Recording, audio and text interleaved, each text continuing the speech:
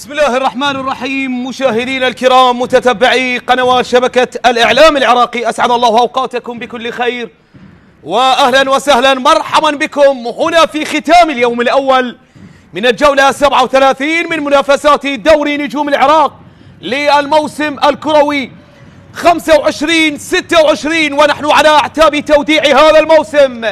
حدثت مفاجآت كثيرة ولا زالت حتى الآن تحدث بمنافسات قوية ومحتدمة بين الأندية الساعية للارتقاء ببطاقة أيضا مؤهلة إلى البطولات الخارجية في الموسم القادم، وأيضا للأندية التي تريد البقاء والهبوط، ولكن بعد المباريات الثلاث التي أقيمت في افتتاح هذا اليوم رسميا أمانة بغداد صاحب المركز الثامن عشر سيخوض مباراة فاصلة منتظرة ومرتقبة أمام أحد الفريقين الحدود أم نادي كربلاء أصحاب المراكز الثالث والرابع في دوري الكرة الممتاز، بعد مباريات مثيرة شهدتها هذه الجولة في يومها الأول، ومن أبرزها أمانة بغداد بخسارته بثلاثية أمام نادي الغراف سيلعب مباراة البلاي أوف أو البلاي أوت، ونادي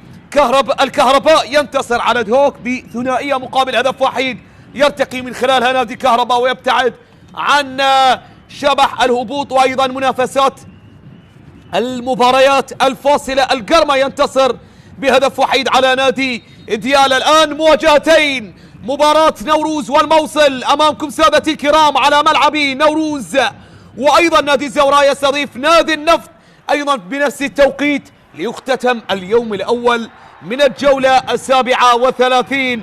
سادتي الكرام والمتابعين لقنوات شبكة الإعلام العراقي، فريق نادي نوروز بأنصاره بجمهوره بعشاقه يدخل إلى هذه المواجهة صاحب المركز التاسع يستضيف اليوم صاحب المركز الثالث عشر نادي الموصل.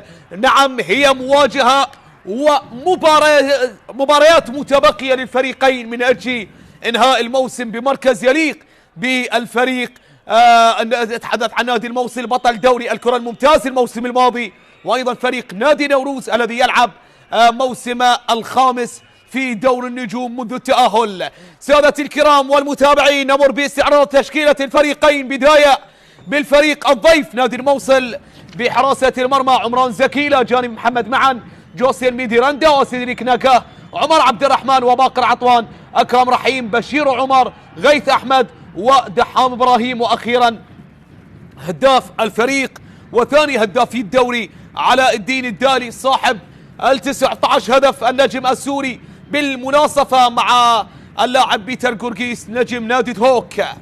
فريق نادي نوروز بقيادة المدرب ولي كريم الذي يعيش فترات مميزة ورائعة في 5 مواسم، ويسعى أيضا للظهور بموسم مميز وأفضل من المواسم الماضية التي ظهر بها. يدخل اليوم بحراسة المرمى جومان أحمد ومحمد دلاور إلى جانب علي صالح، جوشو أكابوتجي وعباس بديع، مرتضى هديب وحسام مالك راس فريق، ومروان حسين وعلي خليل، وأخيرا النيجيري بول كومو لافي. طاقم التحكيم بقيادة الدولي واثق محمدي وساعد أمير ناجح وبشار كريم، وحكما رابعا حامد طالب إلى جانب حكم الفار مهند قاسم.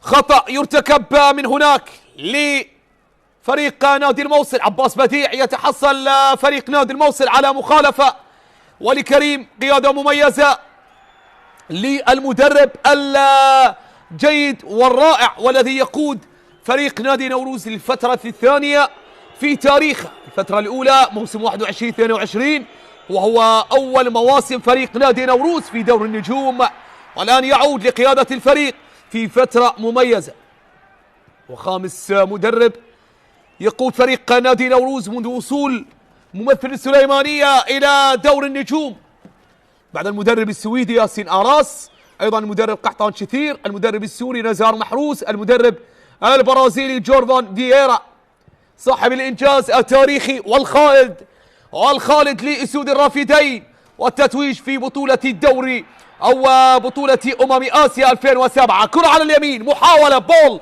عرضية راسية خطيرة. الله الله على محاولة أولى والتصدي والتألق عن طريق عمران زكي، التي تعقد عليه الحارس الذي تعقد عليه الآمال للدفاع عن مرمى فريق نادي الموصل. الشاب صاحب 21 سنة يدخل في مباراة الثالثة. عمران زكي للذودي عن مرمى فريق نادي الموصل، خلفا للحارس علي كاظم يتواجد اليوم في دكة البدلاء رفقة علي لطيف، أيضا هداية لطيف، رامي الوسماني وإبانزر أفوري، فونين جروش، أبرز الأسماء التي عهدناها وشاهدناها في هذا الموسم وهي تظهر بالتشكيلة الأساسية لفريق نادي الموصل. اليوم يتم إراحة هذه الأسماء، هذه العناصر من جانب المدرب هيثم شبول المدرب الأردني. مباراة واحدة لكل فريق متبقية. نادي نوروز مباراة القادمة ينزل ضيفا على النفط. الموصل يستضيف القاسم في يوم الاثنين. أيضا هذه الكرة والفرصة الأولى والمحاولة براسية علي خليل، راسية أخطر من خلالها مرمى فريق نادي الموصل، واختبار صعب جدا نجح من خلاله عمران زكي بالإبقاء على النتيجة على حالها. عودة من جديد، حضور كبير لجماهير نادي نوروز، ولا زال التوافد حاضر حتى الآن. لا زالت الجماهير حتى الآن تدخل وتمر من بوابة الملعب، تتواجد للحضور والتواجد والجلوس على مقاعد الجماهير لمؤازرة الفريق في آخر مواجهتين متبقية لنادي نوروز. عودة انطلاق على اليسار، الهجوم للموصل، العرضية، ولكن الدفاع يتصدى ويؤجل هذا الخطر إلى ضربة ركنية. متابعة من جانب محمد دلاور، الرائع محمد دلاور والمتألق في المباراة الماضية.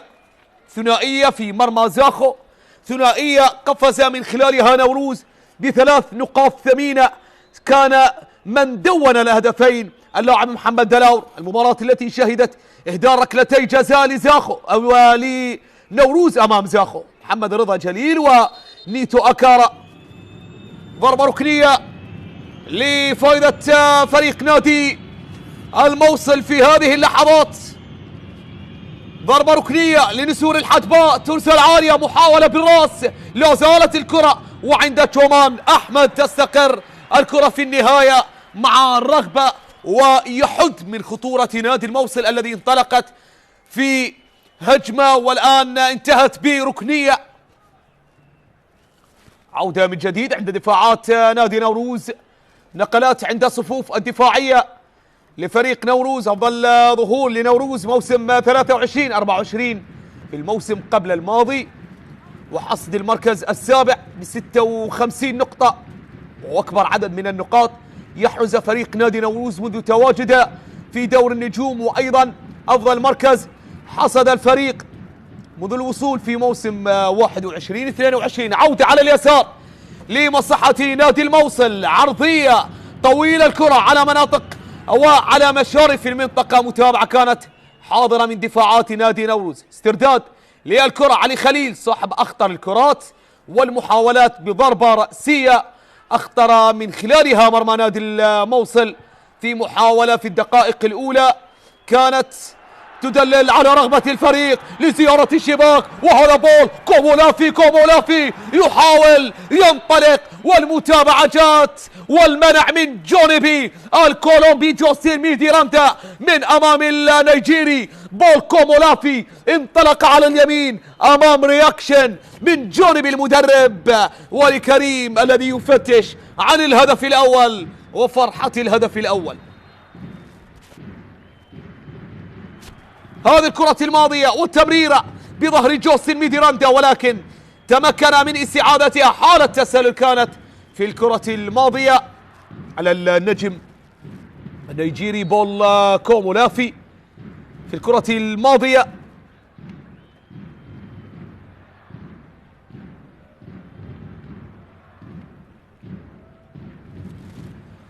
عودة من جديد في وسط الملعب لمصلحة نادي الموصل. قادم فريق نادي الموصل من هزيمة 1-0 أمام نادي الميناء يوم الأربعاء الماضي في ملعب الميناء. 5 مباريات وفريق نادي الموصل حتى الآن لم يذق طعم الانتصار. بداية كانت مختلفة عما يمر به فريق نادي الموصل في الفترة الحالية. انطلاقة كانت مميزة بقيادة مدرب الأول جاسم سلطان، والذي صنع معه الإنجاز والإعجاز عندما عاد بالفريق إلى دوري النجوم بعد أن كان يقبع في دوري الكرة الممتاز. عودة على اليمين محمد دلاور، على جهة اليمين القائد، استعادة حافظ عليها دلاور، ينطلق يحاول يصوب ولكن الدفاع يتصدى ويمنع. جاسم سلطان عاد بنادي الموصل إلى دوري النجوم، والآن يقود الفريق هيثم الشبول مدرب جاسم سلطان، الذي حاليا أيضا يكرر الإنجاز ولكن مع فريق آخر وهو فريق غازي الشمال القادم من محافظة كركوك. حصد معه المركز الثاني والمؤهل ببطاقة ثانية إلى دور النجوم. مبارك للجولان، مبارك لغازي الشمال، بطاقتين أهلت الجولان وغازي الشمال إلى دور النجوم، وبانتظار البطاقة الثالثة لكربلاء أو للحدود أو لفريق نادي أمانة بغداد الذي يتواجد الآن في المركز 18، والذي يفرض على أسود العاصمة خوض مباراة فاصلة أمام الحدود أو فريق نادي كربلاء في مباراة ستقام في يوم السبت في تمام الساعة 7. الفائز سيلاقي أمانة بغداد في مباراة فاصلة. علي صالح من هناك، وأيضا هذه دكة البدلاء العامرة بالأسماء المميزة في هذا الموسم لنادي الموصل: رامي الوسماني، سوران عزيز، ماجد عبد الجبار، فون القروش، عبد الله حسون، بنزر افوري، ابراهيم غازي، ايضا الحارس الاساسي علي كاظم، علي لطيف وهداية لطيف. هذه الاسماء التي احتفظ بها هيثم الشبول المدرب الاردني، والذي تحدث يوم امس في المؤتمر الصحفي الذي سبق هذه المواجهة وقال بأن الأمتار الأخيرة بحاجة إلى التركيز والظفر بالنقاط وتجاوز المنطقة بالمراكز. وأيضا الفريق قال بأنه يقدم كرة قدم حديثة ترتكز على الروح المثالية والهجومية. يريد أن يبتعد هيثم الشبول بفريق نادي الموصل عن مناطق الخطر ويؤمن في المناطق الباردة، في المناطق الهادئة في جدول الترتيب. ولا زالت تطرأ تغييرات على جدول الترتيب، الكثير من التغييرات تطرأ من منافسات أحدثتها هذه المباريات ومفاجآت أحدثتها مباريات الفرق المتنافسة بين فريق يريد أن يتواجد ويحافظ على بقاء لموسم آخر. حافظ الآن نادي كربلاء، نادي الميناء أيضا، ورسميا نادي أمانة بغداد صاحب المركز 18. أيضا نادي نفط ميسان حافظ على بقاء وأمن حظوظه بالتواجد في دور النجوم. بالتأكيد ليس من السهل التواجد بين الأندية الكبيرة في دور النجوم، فالبقاء في القمة أصعب من الوصول إليها. عودة من جديد في وسط الملعب لمصلحة نادي الموصل، عرقلة وسقوط صافرة تعلن عن وجود خطأ لمصلحة نادي الموصل. عرقلة وسقوط للاعب بشير عمر في الكرة الماضية.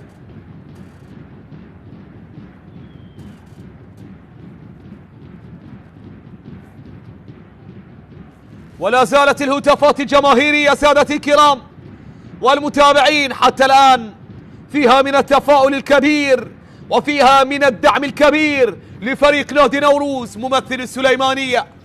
عودة من جديد في وسط الملعب، تقدم أكرم رحيم، عاد بها إلى الخلف بشير عمر، بشير إلى الأمام يتقدم، أمامية الكرة على اليمين، محاولة عرضية خطيرة خطيرة، الله على فرصة خطيرة لكنها مرت. وأيضا كانت هناك حالة تسلل في اللقطة الماضية، راية الحكم المساعد كانت متابعة للاعب عمر عبد الرحمن. هذه الكرة الماضية والعرضية في العمق اخترق من خلالها دفاعات نادي نوروز، ولكن كان في موقف التسلل. عودة من جديد في وسط الملعب، جماهير متفائلة وعاشقة، ومن الإضافات القوية أيضا لدورينا في دور النجوم الحضور الجماهيري الكبير أيضا لنادي نوروز كما هو واضح أمامنا عزيزي المشاهد. حضور جماهيري في كل مباراة في ملعب نوروز بالتأكيد تكون صعبة جدا على منافس نادي نوروز بتواجد جماهيري يملأ مدرجات ملعب المباراة تقريبا. هناك مباريات امتلأت المدرجات، وحتى الآن المدرجات لا زالت مستقبلة وقابلة لاستقبال الكثير من الأنصار. وكما نتابع لا زال التوافد حاضر، لا زالت الجماهير تتوافد تدخل وتبحث عن مكان للجلوس لدعم الفريق، للحضور لدعم الفريق فيما تبقت من مباريات في دور النجوم. غدا تسانف منافسات بطولة الدوري بإجراء أيضا 5 مباريات لختام الجولة 37. تفتتح ب3 مواجهات أيضا. الكرخ يستضيف الشرطة، الميناء يستضيف الطلبة في قمة جماهيرية، أيضا نفط ميسان يستضيف القوة الجوية. عرضية محاولة ولكن عند حارس المرمى عمران زكي حتى الآن في ثقة كبيرة بقفازات هذا الحارس، هذا الواعد، هذا مستقبل حراسة المرمى لفريق نادي الموصل. نتحدث عن الحارس عمران زكي صاحب 21 سنة والقادم من نادي زاخو،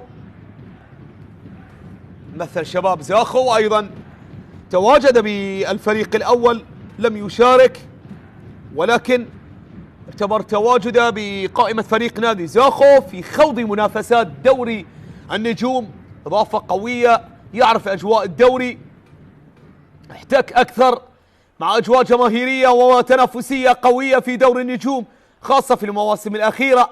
عودة إلى الأمام، تمرير على جهة اليمين، عملية الاستلام، محاولة راسك وفريق على الجهة اليمنى، يتقدم يحاول محاولة للعرضية ولكن متابعة تأتي من جانب الدفاع. محاولات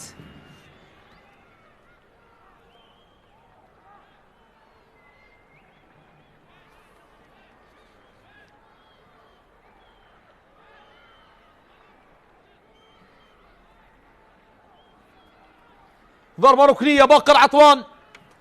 باقر عطوان ضربة ركنية يبحث من خلالها فريق نادي الموصل عن الهدف الأول. دحام إبراهيم يرتقي، تحصل على ضربة ركنية تسبب بها بخطورته وما يمتلك من خطورة بأقدامه. محاولة راسية ولكن الدفاع يتابع الكرة الماضية، بعد ذلك تتحول إلى ضربة ركنية ثانية على التوالي بمتابعة علي صالح، بمراقبة علي صالح، أو ماذا؟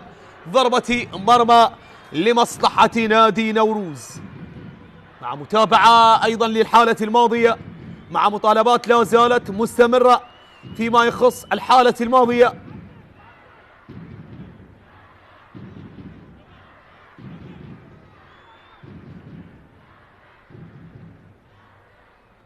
هذه الكرة الماضية والرأسية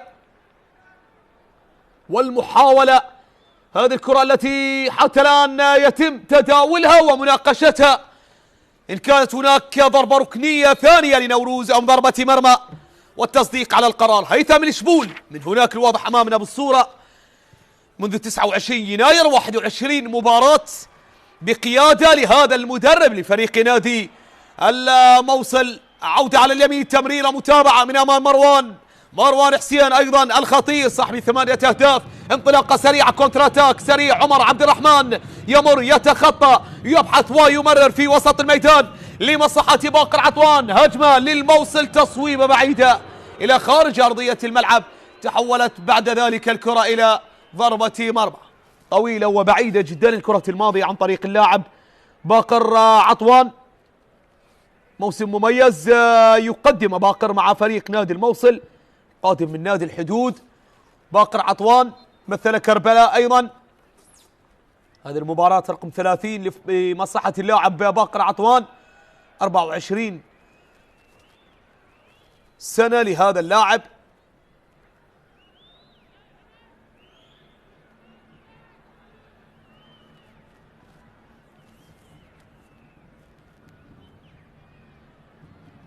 عودة من جديد لنوروز. تعود الكرة في وسط الملعب، متابعة من جانب الدفاع. عودة لمصلحة نادي الموصل. استلام لنوروز، نقلة أمامية، محاولة ولكن متابعة تأتي من أمام اللاعب مروان حسين. يشكو من إصابة، يتألم، يطالب بخطأ. عودة لا وجود لخطأ لباقر عطوان في وسط الميدان. نقلة على جهة اليسار لمصلحة الموصل. تقدم أمامية، استلام بشير عمر، نقلة على اليسار لعمر عبد الرحمن مع بشير. نقلات على اليسار لفريق نادي الموصل. عودة إلى الخلف من جديد، تصل لمحمد معن بحوزة دفاعات نادي الموصل. الكرة في وسط الميدان، عملية الاستلام لعمران. عمر في وسط الملعب، عمر عبد الرحمن. عمر يفتش، عودة والتمرير لبشير عمر. منافسات استمرت حتى الآن ليحسم من بقي في موضوع البقاء، وفي موضوع التتويج، وفي موضوع أيضا بطاقة التأهل إلى المسابقات الخارجية الآسيوية والخليجية. عودة على اليسار، محاولة تمريرة عرضية خطيرة ولكن متابعة تأتي صافرة، وحالة تسلل في الكرة الماضية على فريق الموصل في الحالة الماضية.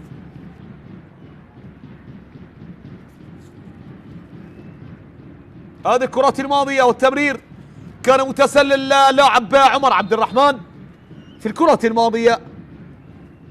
القائد عمر عبد الرحمن 28 سنة لهذا اللاعب، يلعب مباراة رقم 17، لم يسجل، لم يصنع، ولكن كان مساهما وبشكل كبير. عمر عبد الرحمن. عودة لجومان أحمد في هذه اللحظات سادة الكرام والمتابعين. في 20 دقيقة مرت على انطلاقة الشوط المباراة الأول، والتعادل السلبي لا زال حاضرا وسائدا في هذه الموقعة ومواجهة نوروز وضيف نادي الموصل هنا على ملعب نوروز. عودة على اليسار، متابعة إلى الخارج. فريق نادي نوروز على ملعب 18 مباراة خاضها هذا الموسم، 9 انتصارات، تعادلين، 7 هزائم، سجل 23 واستقبل 7 أهداف. رمية جانبية على اليسار، تلعب على الجهة اليمنى على الطرف الأيمن عند سيدريك نكاه، وحالة تسلل في الكرة الماضية على اللاعب دحام إبراهيم في الكرة الماضية. هدفين لدحام هذا الموسم، صنع هدف، 12 مشاركة لهذا اللاعب حتى الآن.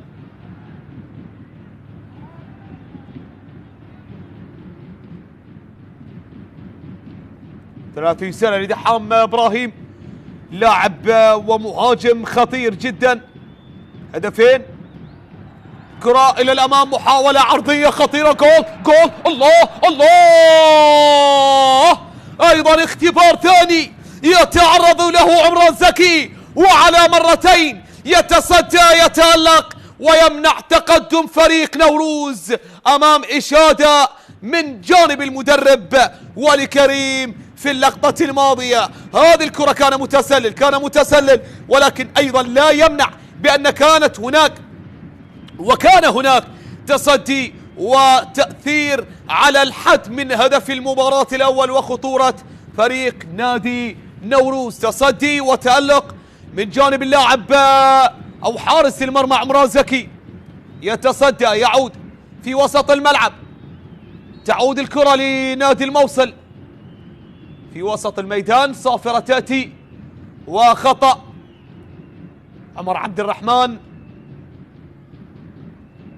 يحتج ويعترض على قرار حكم المباراة في هذه اللحظات. عودة من جديد، متابعة واستئناف، تمريرة في وسط الملعب، تقطع الكرة، تعود من جديد، متابعة لنوروز، هجوم خطير لنوروز ولكن صافرة، وخطأ لمصلحة نادي الموصل، خطأ لمصلحة نسور الحدبة. مروان حسين، مسيرة مميزة مع منتخبنا الوطني، مسيرة رائعة أيضا مع فريق نادي الشرطة، مع نادي الزوراء.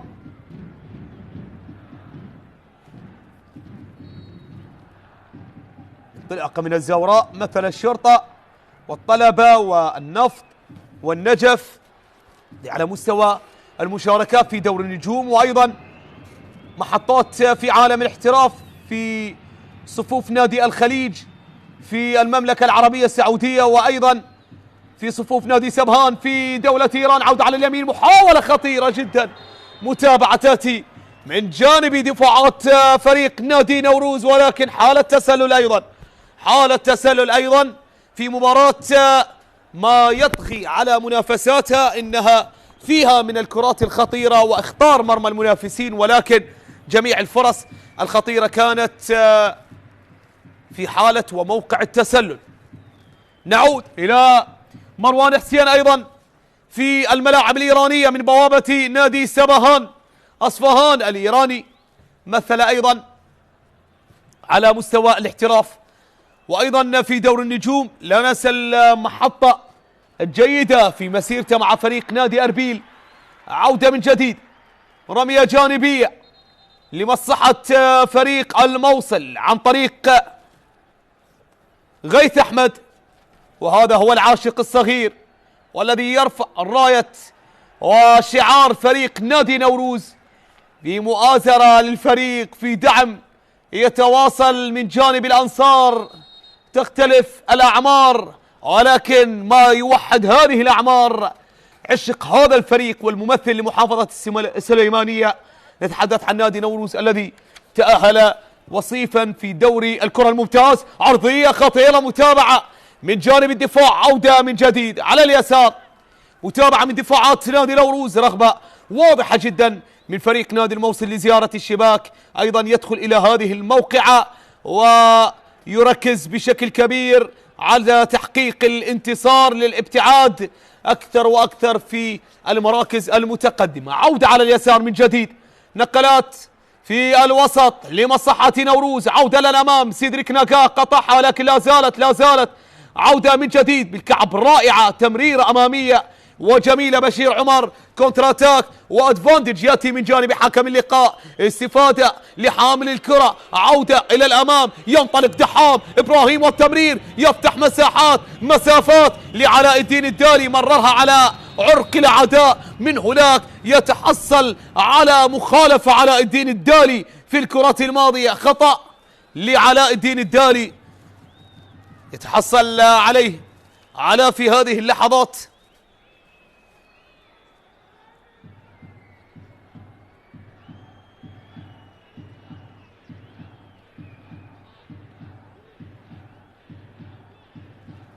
خطأ من هناك في مكان خطير لنادي الموصل، أمام فرصة لتسجيل أول الأهداف، أمام فرصة لتدوين هدف السبق في مكان خطير، وعلى تنفيذ هذا الخطأ علاء الدين الدالي. 19 هدف الحصيلة التي جعلت من علاء ثاني الهدافين في دورينا، بالمناصفة مع اللاعب بيتر جورجيس هداف فريق نادي دهوك، أيضا صاحب 19 هدف، والذي يقدم مستوى رائع وخيالي في هذا الموسم.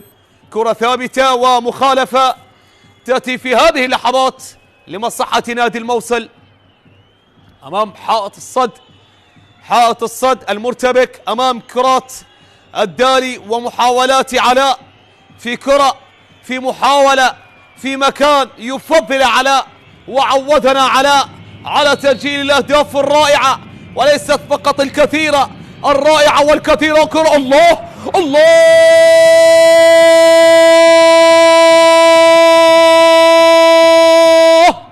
وهذا مصداق على ما كنت أتحدث عنه. علاء الدين الدالي جودة أهدافه ليست فقط بالكمية بل أيضا بالإمكانية الرائعة بتسجيل الأهداف بشكل رائع، فهو يسجل كمية وجودة أيضا. يدون الآن هدف السبق لمصلحة نسور الحدباء بكرة ثابتة، بكرة رائعة، بكرة خرافية يسجل من خلالها هدف الأسبقية لمصلحة نسور الحدباء. هكذا نظر وهكذا ركز وهكذا اقتنص وهكذا ركنها على يمين جومان، حتى لو جاء مع جومان حارس آخر أيضا الصعوبة تبقى للدفع بهذه الكرة الخطيرة والصعبة جدا على كبار الحراس، علاء الدين الدالي يسجل الهدف رقم 20 له في هذا الموسم والهدف الأول في المباراة.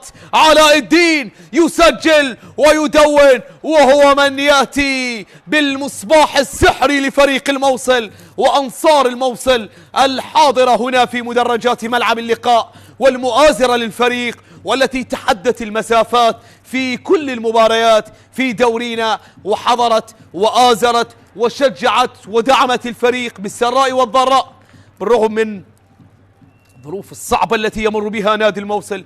5 مباريات لم يحقق الانتصار حتى الآن فريق نادي الموصل، ولكن يريد من بوابة نوروز أن يحقق الانتصار. هزيمتين و3 تعادلات، هكذا هي النتائج والتعثرات التي عصفت بنسور الحدباء في الجولات ال5 الماضية. آخر انتصار للموصل في الجولة 31 على حساب نادي ديالى يعود إلى 26/4 في الشهر الماضي. أكثر من شهر مر على آخر انتصار حقق نادي الموصل، والآن يعود ويسجل ويدون هدف الأسبقية. عرضية مروان، يحاول مروان على مشارف المنطقة، يبحث يفتش يراوغ ينتظر علي خليل، ولكن استعادة علاء الدين مررها إلى الأمام. كونتر اتاك سريع عن طريق دحام، عن طريق بشير، عن طريق عمر عبد الرحمن. السرعة، التمرير، المحاولة، الاقتراب، الانتظار، المراوغة، التقدم، القتال في الكرة الماضية، ولكن كثرة دفاعات نوروز تتفوق على شجاعة علاء الدين. عودة على اليسار من جديد لبشير عمر، ونحن نتحدث عن آخر انتصار لفريق نادي ديالى برباعية سجلها علاء الدين الدالي، تكفل بتسجيلها علاء الدين الدالي. إذن يستذكرون ويتفاءلون بآخر انتصار عندما كان علاء الدين الدالي له حصة الأسد بتسجيل الرباعية التي انتصر من خلالها الفريق على فريق ديالى.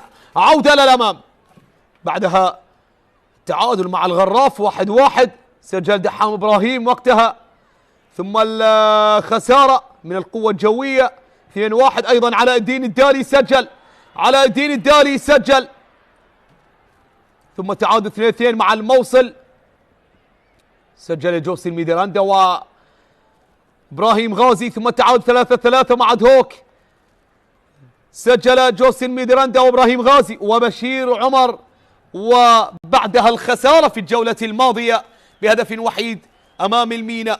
إذن آخر هدف لعلاء الدين الدالي كان في الجولة 32 في مرمى القوة الجوية، كان هذا في السادس منه الشهر الحالي قبل 21 يوم. عودة للأمام، عمر عبد الرحمن عمل كبير يقدم هذا اللاعب، خاصة بالهجمات الارتدادية، بالهجمات السريعة والعودة بتمرير وسرعة ومهارة. أيضا يمتلك انسيابية عالية على مستوى المراوغة الفردية.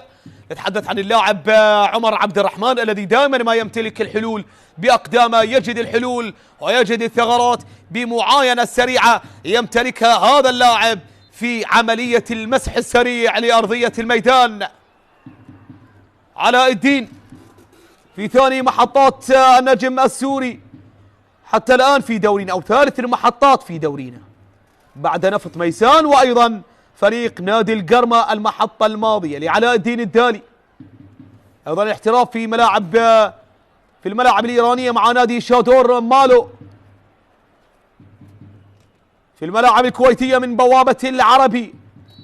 أيضا مثل فريق نادي قطر القطري، وأيضا فريق نادي النواعير في الملاعب القطرية. عودة من جديد في وسط الملعب لمصلحة نادي نوروز، يفتش عن هدف التعديل، يفاجأ باستقبال الهدف الأول. يفاجأ بعد فرض السيطرة والضغط، ولكن أيضا كان يواجه المباراة أبدا لم تكن حتى الآن من طرف واحد. فريق نادي الموصل أيضا أخطر المرمى، حاول، ذكرنا وتحدثنا بأن كانت هناك فرص خطيرة للفريقين، ولكن بحالات تسلل في مصيدة التسلل.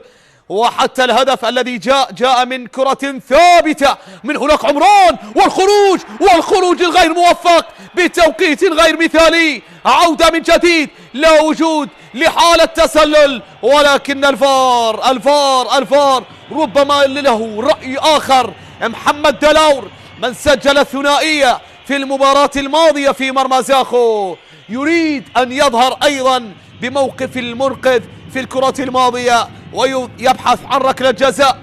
ربما ركلة جزاء ستأتي لفريق نادي نوروز في هذه اللحظات، لكن ننتظر حتى الآن.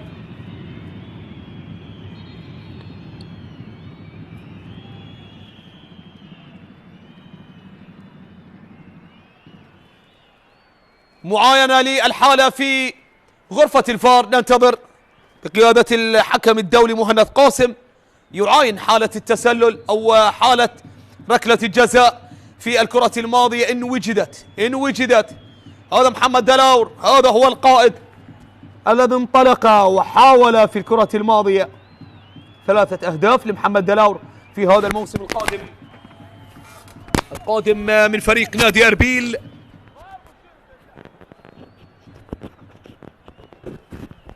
ننتظر القرار الأخير. الدكتور واثق محمد من هناك يطلب من اللاعبين الابتعاد وبانتظار القرار الأخير. 27 مباراة أدارها الدكتور واثق محمد في هذا الموسم، 130 بطاقة صفراء، 3 بطاقات حمراء، وأشار لوجود 10 ركلات جزاء في هذا الموسم. محمد دلاور والسقوط حتى الآن، تقدم له الإسعافات والعلاج اللازم بعد صدام حدث بينه وبين عمران زكي. خطأ من جانب عمران بالتأكيد يدلل على الخبرة التي يمتلكها عمران زكي الكافية مقارنة بعمرة. لم ينجح بالتقاط الكرة الماضية، وحاول التقاط الكرة على مناسبتين.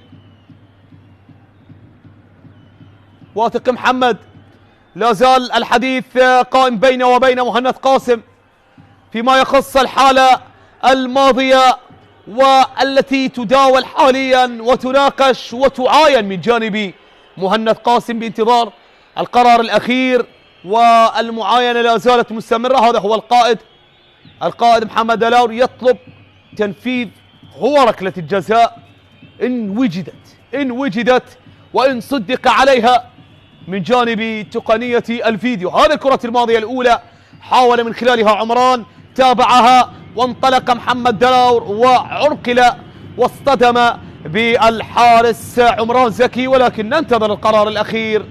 بالتأكيد القرار عند الفار بالمرتبة الأولى، بعدها يأتي التصديق من جانب الدكتور واثق محمد.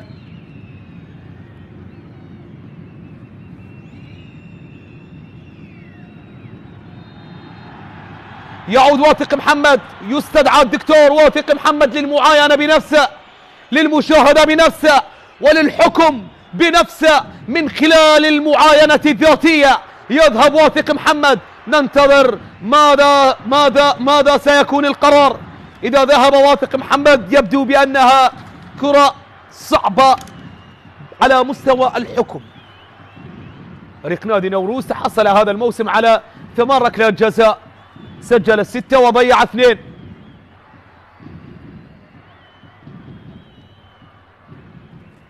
في حين فريق نادي الموصل عليه احتسبت 16 ركلة جزاء. هذه ركلة جزاء رقم 17. 13 ركلة جزاء دخلت في مرمى نادي الموصل، و3 أهدرت وضاعت ولم تسجل في مرمى نسور الحدباء في منافسات هذا الموسم. يعود واثق محمد سريعا، ولكن بأي قرار نعم، يعود بركلة جزاء لمصلحة فريق نوروز، مع تفاعل من أنصار الفريق، مع تفاعل من عشاق الفريق الأحمر، ولكن هناك تشجيع أيضا من جانب عناصر فريق نادي الموصل للحارس عمران زكي أمام اختبار آخر وأيضا أكثر صعوبة في ركلة جزاء، ولكن من سينفذها؟ من يتقدم لتنفيذها لفريق نادي نوروز؟ ركلة جزاء يشير لوجودها الحكم واثق محمد. ايتم الشبول غاضب من هناك أيضا على اللاعبين بتوجيهات مستمرة. إذا مروان حسين يتقدم للتنفيذ، سجل ركلة جزاء في هذا الموسم، سجل ركلة جزاء في هذا الموسم. مروان حسين سجل 8 أهداف وعلى موعد لتسجيل هدف التاسع في هذا الموسم. فهل سينجح؟ فهل سيدرك؟ فهل سيدون؟ لا نعرف، ننتظر ونتابع، سنعاود وننظر ونتابع. مروان حسين الخبرة أمام الشجاعة، الله الله، ولكن شجاعة وموهبة عمران زكي تنتصر وتتفوق أمام مروان حسين أينما يتواجد عمران. نعم، تأتي ركلة الجزاء وتنفذ من جانب مروان، تصويبة مروان تأتي في الكرة الماضية، أراد خداع عمران زكي ولكن بردة فعل ورياكشن عالي وثبات انفعالي من جانب عمران زكي يتصدى من خلاله ويمنع هدف التعادل لنوروز، يمنع هدف التعادل لنوروز. نعم سادة الكرام، في منافسات لا زالت مستمرة بقوة وندية بين الفريقين.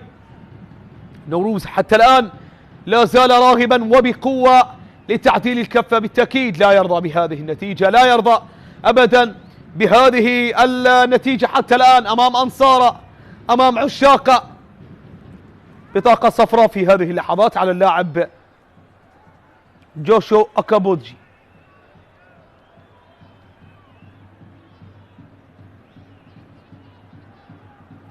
علاء الدين الدالي في كرة ثابتة، أكابوتشي يتحصل على بطاقة صفراء.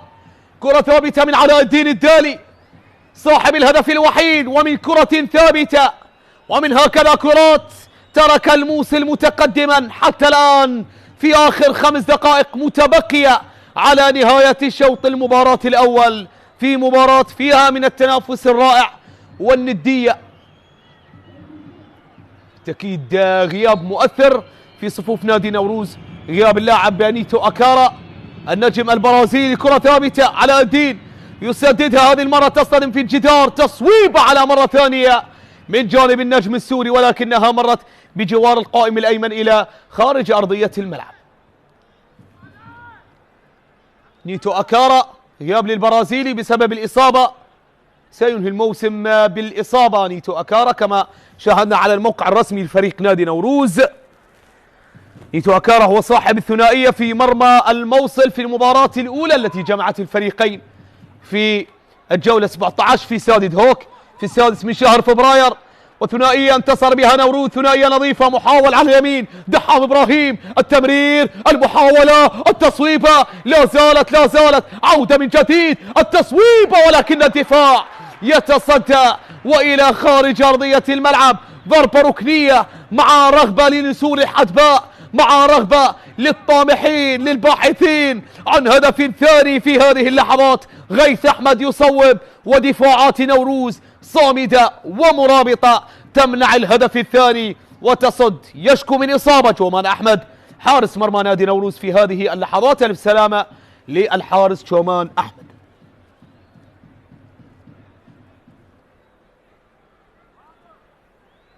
– 17 مباراة لشومان أحمد، 7 مباريات بشباك نظيفة.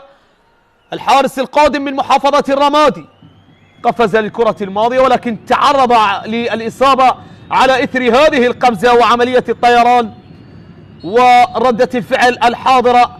عودة من جديد، أمجد عطوان، ضربة ركنية، محاولة خطيرة تبعد بالراس، ضربة ركنية ثانية على التوالي، أخرى لمصلحة الموصل، أخرى لنسور الحدبة في هذه اللحظات عودة دفاعية كاملة من أنصار وعناصر فريق النادي أو نادي نوروز لمواجهة أيضا الهجوم الأبيض لنادي الموصل. محاولة عرضية متابعة طالت على الجميع وعادت على اليسار، حيث غيث أحمد ينطلق ويمرر لعمر عبد الرحمن، عاد لبشير عمر، بشير عمر عرضية محاولة إلى الأمام، متابعة من جانب حارس المرمى يتابع الكرة الماضية، والعودة من شومان أحمد إلى الأمام، تمرير تقدم إلى الخلف، عادت عند علي صالح، عباس بديع، حسام مالك، حسام إلى الأمام، حسام يحافظ على كرته، يمرر،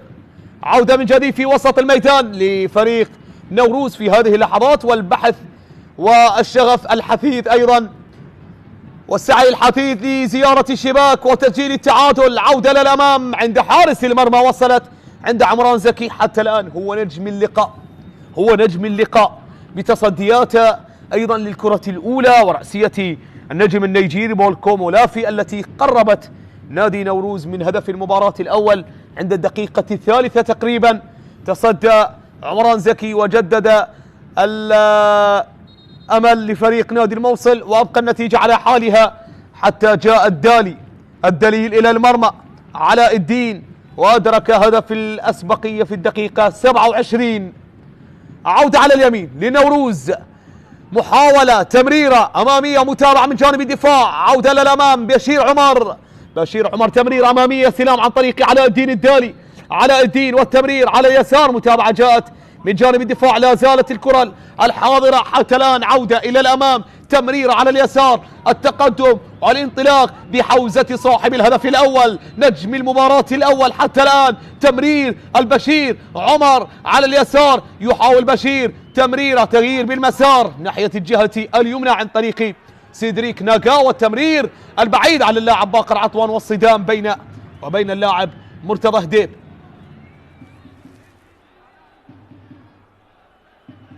مرتضى هديب القادم من نادي الكهرباء، سنوات مميزة مع النجف، نفط ميسان، مع الكهرباء أيضا، هذه الفترة الثانية التي يمثل فيها فريق نادي نوروز. في يوليو 2025 انتقل من الكهرباء إلى نادي الموصل، 31 سنة لمرتضى هديب، عرضية متابعة من جانب الدفاع، 5 دقائق هو الوقت الإضافي، 5 دقائق الوقت الإضافي سادة الكرام والمتابعين.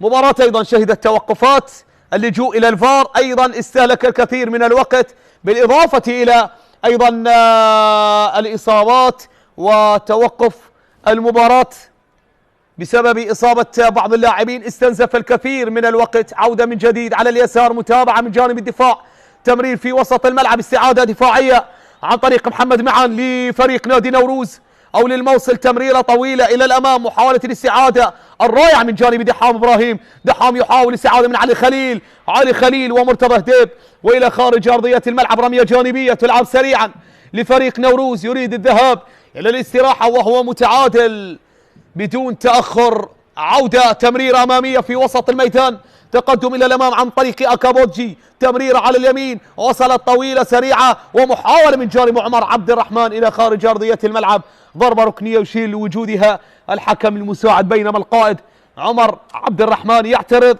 ويطالب بضربة مرمى. صراع وصدام بين القائدين، بين دلاور محمد دلاور وعمر عبد الرحمن، ضربة ركنية، حسام مالك، حسام مالك في ضربة ركنية يبحث من خلالها فريق نادي نوروز في هذه اللحظات، ترسل كرة عالية، محاولة بالراس ولكنها طالت، تحولت إلى خارج أرضية الملعب، بعد ذلك تصل إلى ضربة مرمى.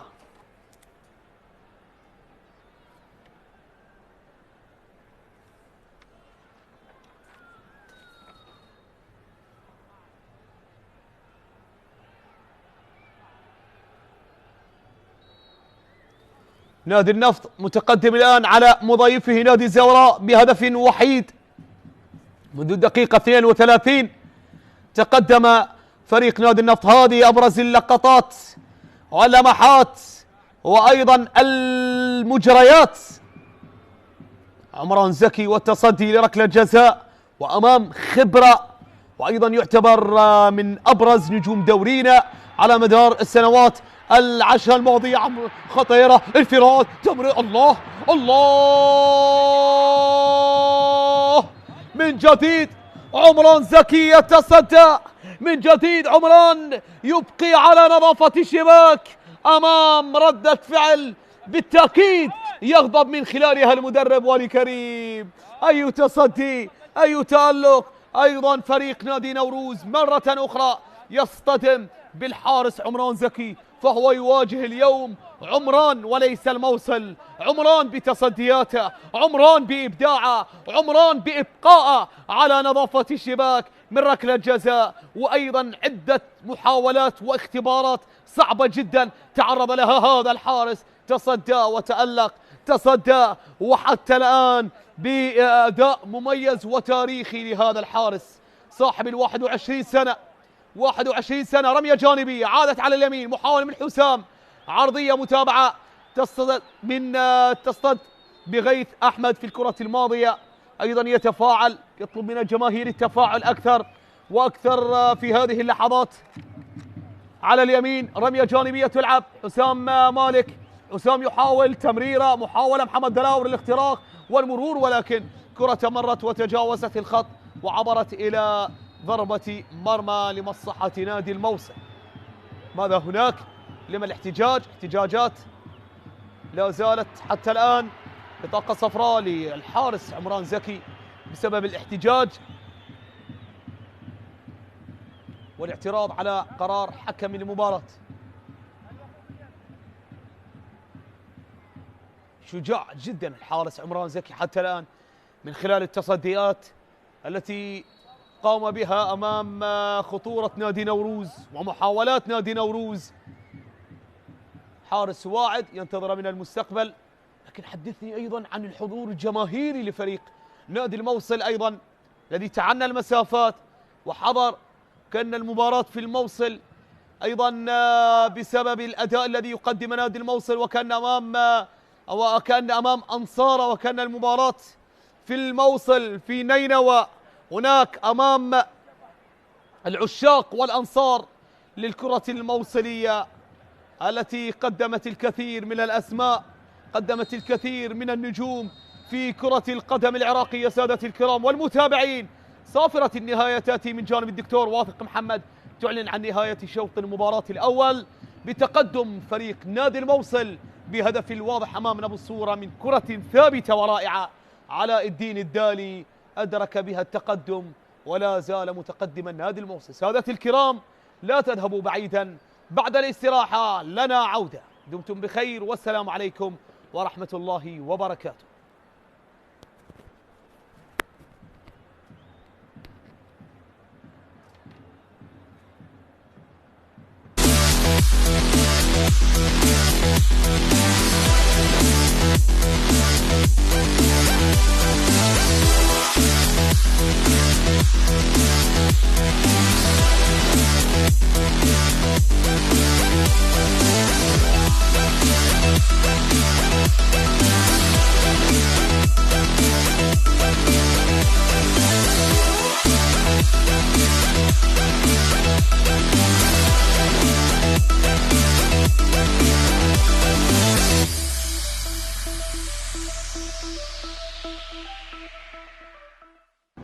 لاعب القوى الجوية السابق منتظر يلعب الكرة عالية داخل منطقة الجزاء.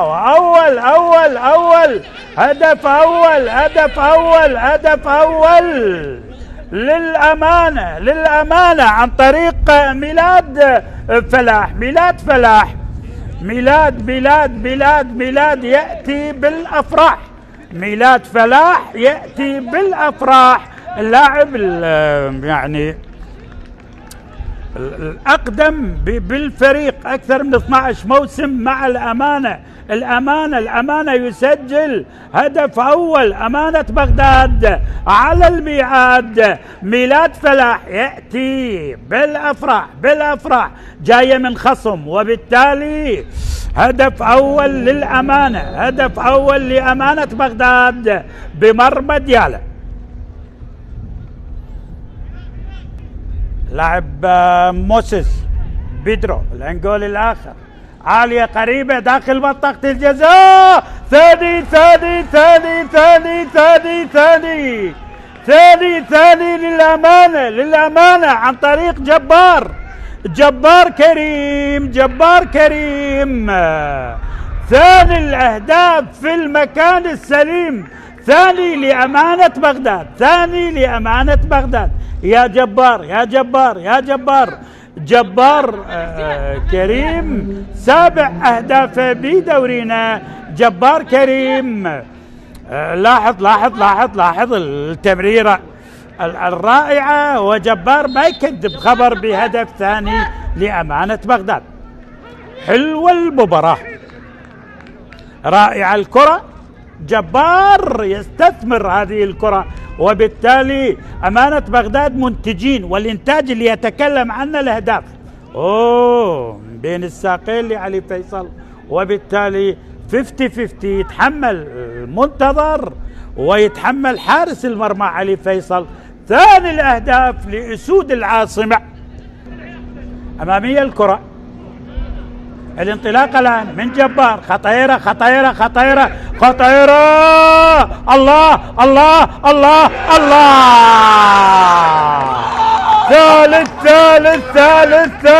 ثالث للأمانة، ثالث لأسود العاصمة.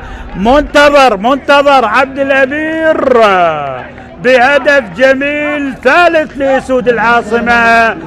والأمانة عالي بالسماء، ثالث لمنتظر عبد الأمير يسجل طبعا الهدف الثالث للأمانة. لكن شوف العمل، الله يا جبار بتمريره، لكن شوف منتظر ثالث الأهداف للأمانة، 3-0 للأمانة. هذا جبار سجل هدف، صنع هدف، ومنتظر الله بيبي على يمين طبعا علي فيصل، صعبة على حارس دياله، مر بشكل جميل، أرضية زاحفة للأمانة بمرمى دياله.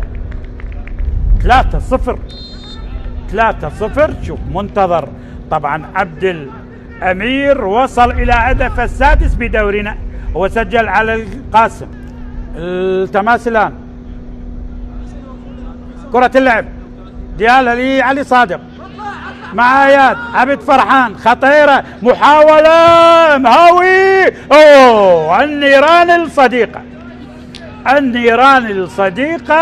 وهدف أول لإديالة. أعتقد عباس ياسين، النيران الصديقة. لاحظ بالنيران الصديقة، حلوة من هاوي لعب الكرة بشكل رائع، وبالنيران الصديقة عباس ياسين بمرمى فريقه. محاولة الآن، هجوم المرتد والانطلاقة، جبار خطيرة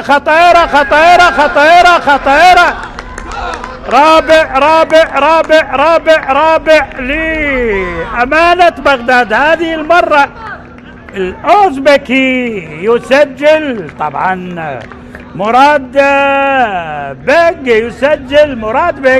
يسجل طبعا لنادي أمانة بغداد.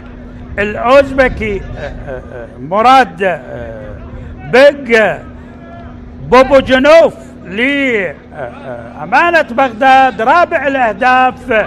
لكن شوف جبار الله، بدأت بمراد بيك أوزبكي لعراقي لجبار لأوزبكي للأمانة. شوف المرور من الأوزبكي، مراد بيك يسجل رابع الأهداف لأسود العاصمة لأمانة بغداد على حساب نادي دياله. 4-1. حولت من هناك عن طريق العرضية موجودة، متابعة فيها محاولة، هذا جول، هذا جول. الله الله الله، البداية الأولى بكرة عرضية وصلت عن طريق أحمد ناظم، الهفوة الدفاعية والخطأ الكبير في الدقيقة الثانية. الغراف يسجل أول الأهداف، أحمد ناظم المتألق في الجولة السابقة، صاحب أحد الأهداف التي سجلت في المباراة السابقة. هنا العرضية، هنا الهفوة، هنا الخطأ، هنا الكرة اصطدمت بالمدافع، غيرت الاتجاه، وصلت ووضعت في المرمى. أول الأهداف عن طريق المدافع أوتارا في اللقطة الماضية. ركلة جزائية في هذه اللحظات، زاكري يتقدم، يسجل، نعم يسجل وينجح. الله الله، هدف التعادل يأتي عن طريق يانيك زاكري، وضع الكرة في الشباك وأعاد الكهرباء مرة أخرى للتوهج من علامة الركلة الجزائية، وضعها على يمين حارس المرمى، بينما ذهب إبراهيم عالمة على اليسار معلنا عن هدف التعديل، وليستعيد فريق الكهرباء زمام المبادرة مرة أخرى. 1-1، هدف لهدف، ضربة لضربة، وسط فرحة كبيرة للمدرب سجاد خليل. في الوسط لدينا روبن آكوا ومصطفى صلاح، علي مهدي، وثلاث المقدمة. لدينا كرة عرضية متابعة، هذا جول.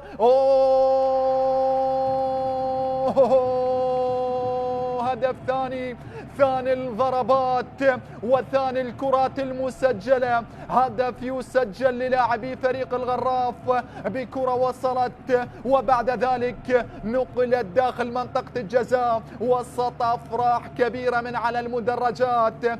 الغراف السومري يسجل ثاني الأهداف بكرة وصلت، وعباس فوزي في المتابعة الهجومية.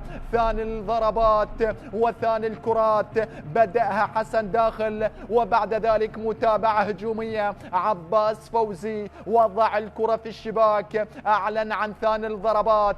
انظر للكرة العرضية، وصلت بمتابعة وبعد ذلك حسن في المرة الأولى. حارس المرمى أبعد الكرة علي خالد، ولكن شباكة تلقت هدف ثاني. متابعة هجومية، لم يكن مراقب القائد والكابتن حسن داخل، وبعد ذلك عباس وضعها في سقف المرمى، أعلن عن ثاني الضربات وعن ثاني الأهداف، والغراف يتقدم للمرة الثانية. محاولة حاضرة لا زالت موجودة بأقدام لاعبي فريق الكهرباء. هنا التسديدة، هنا الكرة في المرمى. الله الله،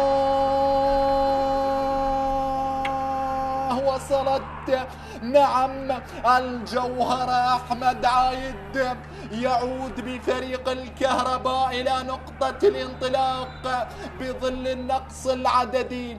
الكهرباء يجد الطريق، يجد المسار، ويجد خارطة الطريق بمهارة فردية بدأها أحمد عايد من هناك. هنا المهارة، هنا التقدم، هنا وضع الكرة في الشباك. إبراهيم عالمة فشل في اللقطة الماضية في التصدي لكرة أحمد عايد.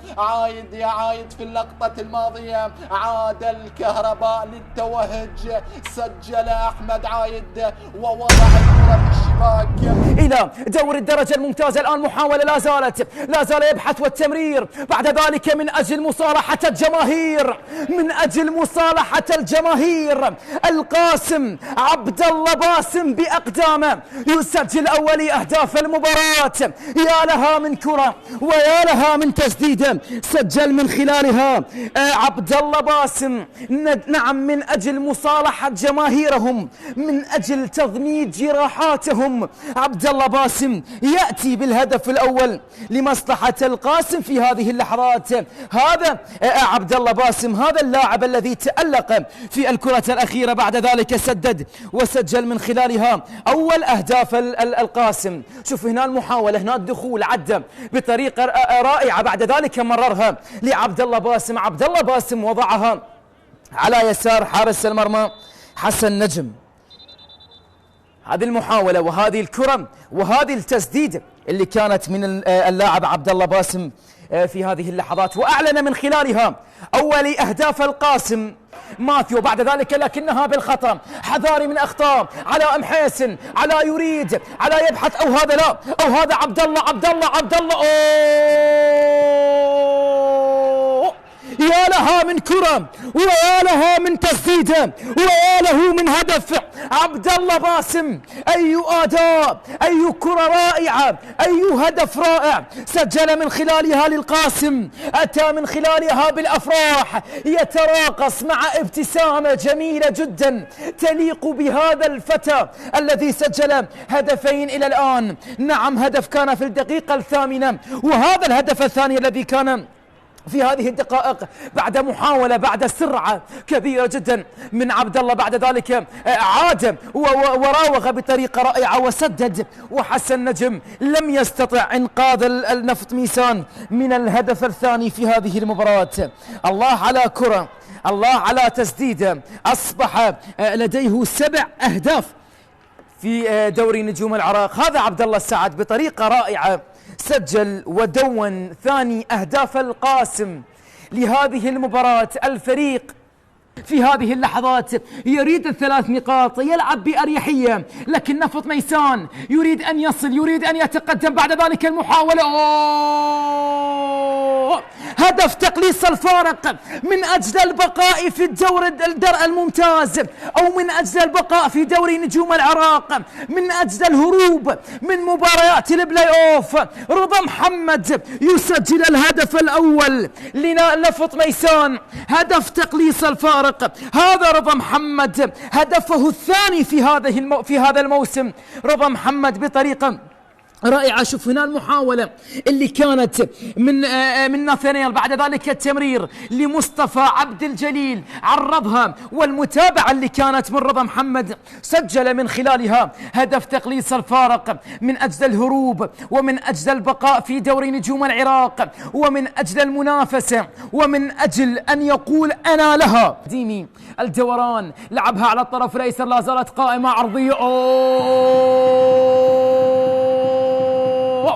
من أجل البقاء في الدوري، من أجل الهروب من الدوري الممتاز، من أجل الهروب من مباريات البلاي أوف. يعود نفط ميسان، يعود بالتعادل وفرحة الجماهير. هنا الأفراح، هنا الجماهير التي تزين ملعب النجف الدولي. هنا أول الأهداف يسجل من خلالها فقار الذي دخل بدينا، يسجل أول أهداف في هذه المباراة، وثاني أهداف نفط ميسان. شوف الكرة العرضية اللي كانت من مصطفى، بعد ذلك الراسية، وثاني الأهداف بالنسبة لنفط ميسان. إذن التعادل في هذه اللحظات، التعادل عن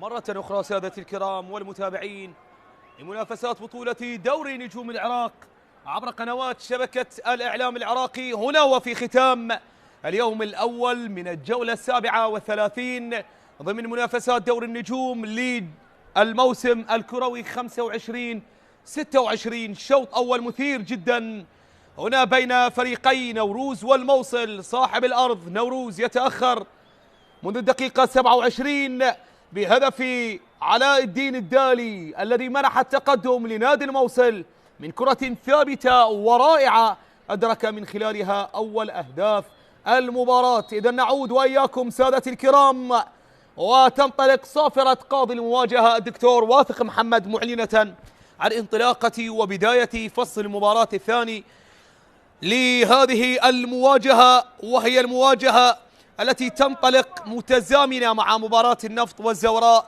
في ختام اليوم الأول من الجولة 37. الآن النفط لا زال متقدما على الزوراء بهدف وحيد، وثلاث مواجهات جرت وانقضت ومرت في هذا اليوم المثير. إذن 3 تغييرات بدفعة واحدة يجريها المدرب ولي كريم لفريق نادي نوروز. كلاوديو أوليفيرا مارادونا يشارك النجم البرازيلي، بالإضافة إلى اللاعب مصطفى الراضي وأيضا اللاعب محمد رضا. هذه الأسماء التي شاركت الآن يدفع بها المدرب ولي كريم على أمل التأثير والتغيير في واقع المواجهة. مدرب ولي كريم كانت له كلمة يوم أمس في المؤتمر الصحفي. أيضا أحمد صالح، وكرة على اليسار، محاولة عرضية خطيرة، كلاوديو مارادونا البرازيلي يحاول وبأول لمساته الوافد الجديد، ولكن يخطأ ويزيد بالتقدم بالكرة، يتأخر، عودة من جديد، عرضية، محاولة رأسية تتخلص، عودة مجددة، تصويبة قوية وإلى الخارج، مرت تحولت إلى ضربة مرمى. بداية قوية، انطلاقة قوية أيضا لفريق نادي نوروز، وأيضا يبادر بأول المحاولات. مدرب ولي كريم يوم أمس تحدث في المؤتمر الصحفي وقال بأن الفريق بمعنويات عالية بعد تحقيق العلامة الكاملة في آخر مواجهتين، وأيضا قال بأن الهدف الرئيسي هو حصد النقاط ال3 لتثبيت المركز الثامن في الدوري وإهداء الفوز للجماهير كعيدية. عودة من جديد في وسط الملعب على اليسار، وصلت لنوروز في مناطق الدفاعية، وتغييرات يجريها ولي كريم، يدفع بها ولي كريم على أمل تغيير النتيجة. محمد دلاور للقائد، العودة من جديد، تمريرة في قلب الدفاع والتقدم عن طريق اللاعب أحمد إيسايا. أيضا الوفد الجديد يخطأ بالكرة، عودة إلى الأمام. إذن 4 هي تغييرات، عودة إلى الأمام، محاولة علاء الدين، تصويب، الله الله الله الله الله على خطورة لا زالت بأقدام علاء الدين صاحب الهدف الوحيد حتى الآن، علاء الدين الدالي.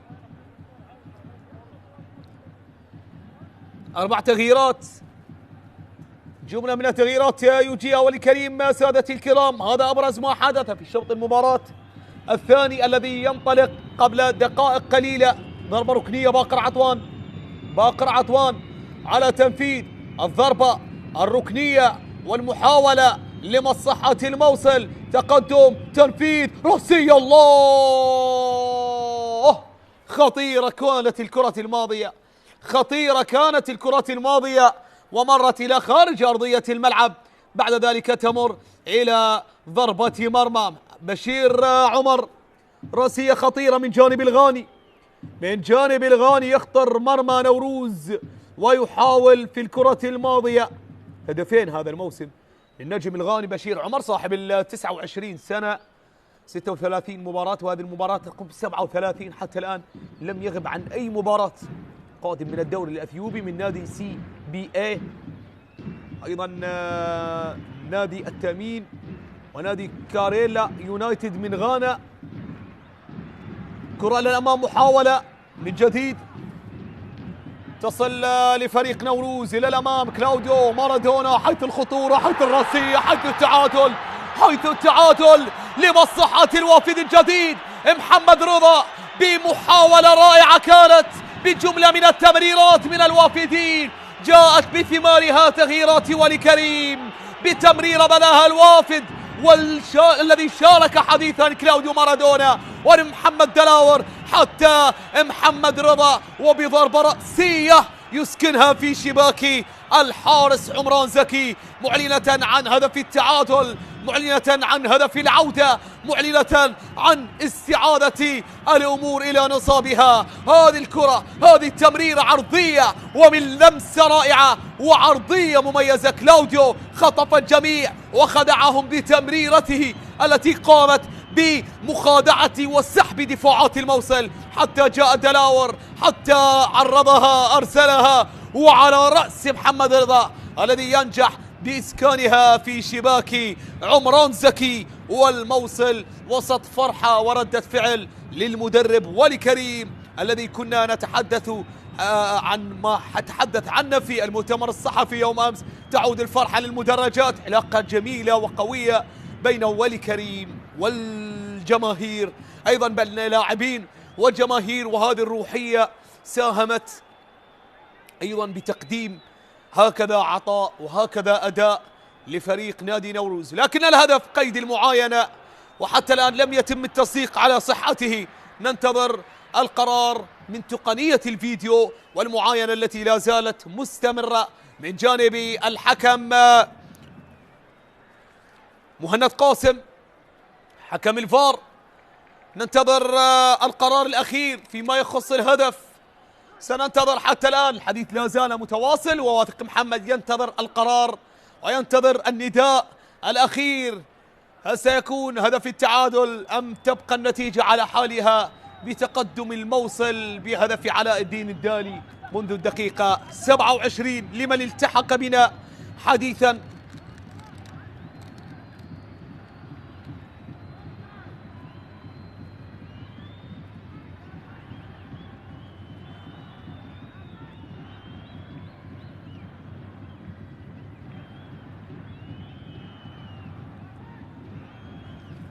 إذن بالتأكيد إن احتسب الهدف أو لم يعتمد، تغييرات المدرب ولي كريم أثرت بشكل كبير وساهمت بشكل كبير.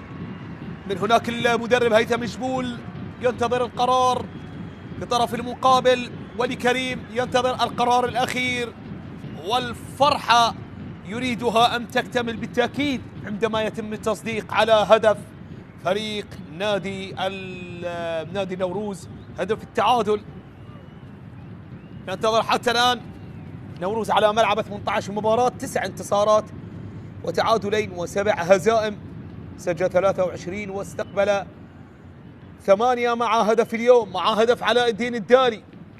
وننتظر حتى الآن، ولكريم أيضا قال بأن الفريق يعاني من غيابات مؤثرة بسبب الإصابات التي أنهت موسم بعض اللاعبين، وابرزهم اللاعب نيتو أكارا كما تحدثنا، هو النجم الذي سجل في مباراة الذهاب في المرحلة الأولى في الجولة 17، سجل ثنائية من خلالها حقق نادي نوروز الانتصار. هذا هو محمد رضا الذي سجل هدف التعادل بمشاركة سريعة، بلمسة سريعة، وبأول لمسات أدرك التعادل، أدرك الهدف.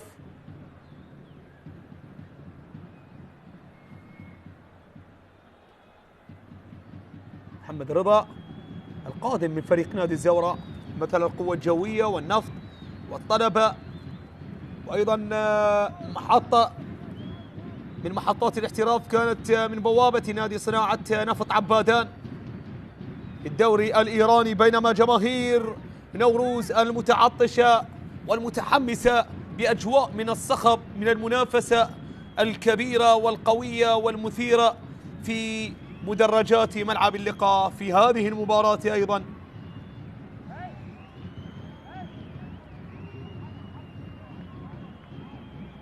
ننتظر القرار الأخير، ننتظر القرار الأخير فيما يخص الحالة الماضية سادة الكرام والمتابعين. نعم، يعتمد الهدف، يصدق على الهدف، وتتجدد الفرحة أكثر وأكثر، وتستمر أيضا في هذه اللحظات بعد التصديق على صحة هدف التعادل للاعب محمد رضا ولنادي نوروز الذي يدرك في هذه اللحظات هدف التعادل والعودة للمنافسة من جديد، عودة إلى الأمام. تعود معاناة نادي الموصل من جديد. فريق نادي نوروز آخر جولتين حقق الانتصار على أربيل 1-0 في الحدث الذي استضاف ملعب فرانسو حريري بعد الانتصار على نادي زاخو بثنائية محمد دلاور في الجولة الماضية. أيضا أبرز المباريات في مسيرة هذا اللاعب الواضح أمامنا بالصورة، ينطلق عرضية خطيرة، ولكن عمران زكي هذه المرة يلتقطها، يتابعها ويحافظ عليها. عمران زكي في الكرة الماضية، خطيرة الكرة الماضية، والعودة من جديد لمصلحة اللاعب محمد معن.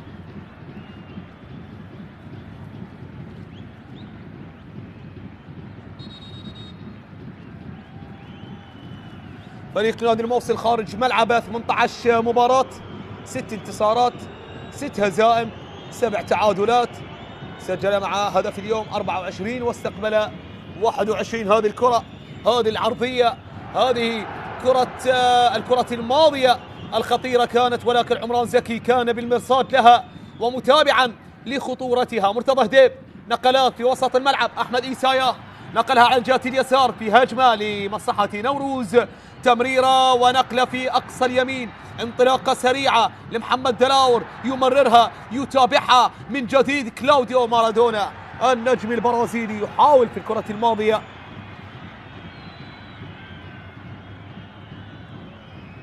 أربعة أهداف لكلاوديو مارادونا القادم من دبل الحصن الإماراتي. من الملاعب الإماراتية، هذه ليس بالفترة الأولى التي طبعا يمثل بها فريق نادي نوروز، مثل الفريق من قبل موسم 22-23.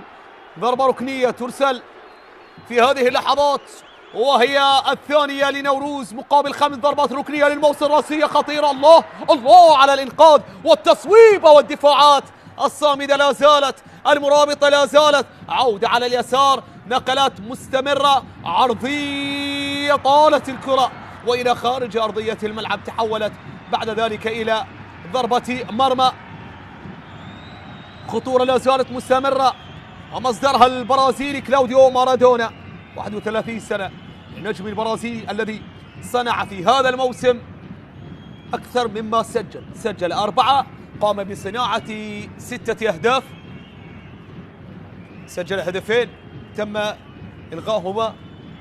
رجل المباراة 3 مرات، يلعب مباراة رقم 35 بقميص نادي نوروز في هذا الموسم. تمرير، انطلاق على اليسار، محاولة عرضية، الله، ولكن عمران زكي يتابع الكرة الماضية، يتابعها ولا زال حتى الآن هو من يخطف الأضواء، هو من يبرز في هذا اللقاء، هو عمران بقفازاته بإنقاذه. ولكن هناك الدالي، هناك الخطير، صاحب الهدف الرائع، صاحب الهدف المميز، صاحب هدف التقدم لنادي الموصل وثاني الهدافين في منافسات دورينا. هذا هو علاء الدين الدالي المميز قبل القدوم إلى دور النجوم. كان هناك في الملاعب السورية من بوابة الفتوة وأيضا تشرين السوري، وأيضا مثل الشباب الكويتي، العربي الكويتي، في فترة قضاها في الملاعب الكويتية بعد الانتقال إلى العراق مع نفط ميسان. ثم القرمة، ضربة ركنية راسية، الله الله على كرة خطيرة مرت بجوار القائم الأيسر عن طريق اللاعب أكرم رحيم إلى خارج أرضية الملعب. راسية من جانب أكرم رحيم يخطر بها فريق نادي الموصل المرمى. اللاعب أكرم رحيم القادم من نفط ميسان، مثل الشرطة أيضا في فترة من الفترات، 32 سنة لهذا اللاعب، هدفين في هذا الموسم سجلهما اللاعب أكرم رحيم. من جديد على اليمين كلاوديو مارادونا من أمام أكرم، كلاوديو على اليمين، كلاوديو يتقدم، يحاول عرضية، ولكن متابعة رائعة من جانب المدافع في هذه اللحظات أكرم رحيم، والمتابعة إلى ضربة ركنية ثالثة لنادي نوروز. إحصائيات الضربات الركنية تدلل على الفريق الأبرز والأخطر في هذه المباراة، الأقرب لتحقيق الانتصار.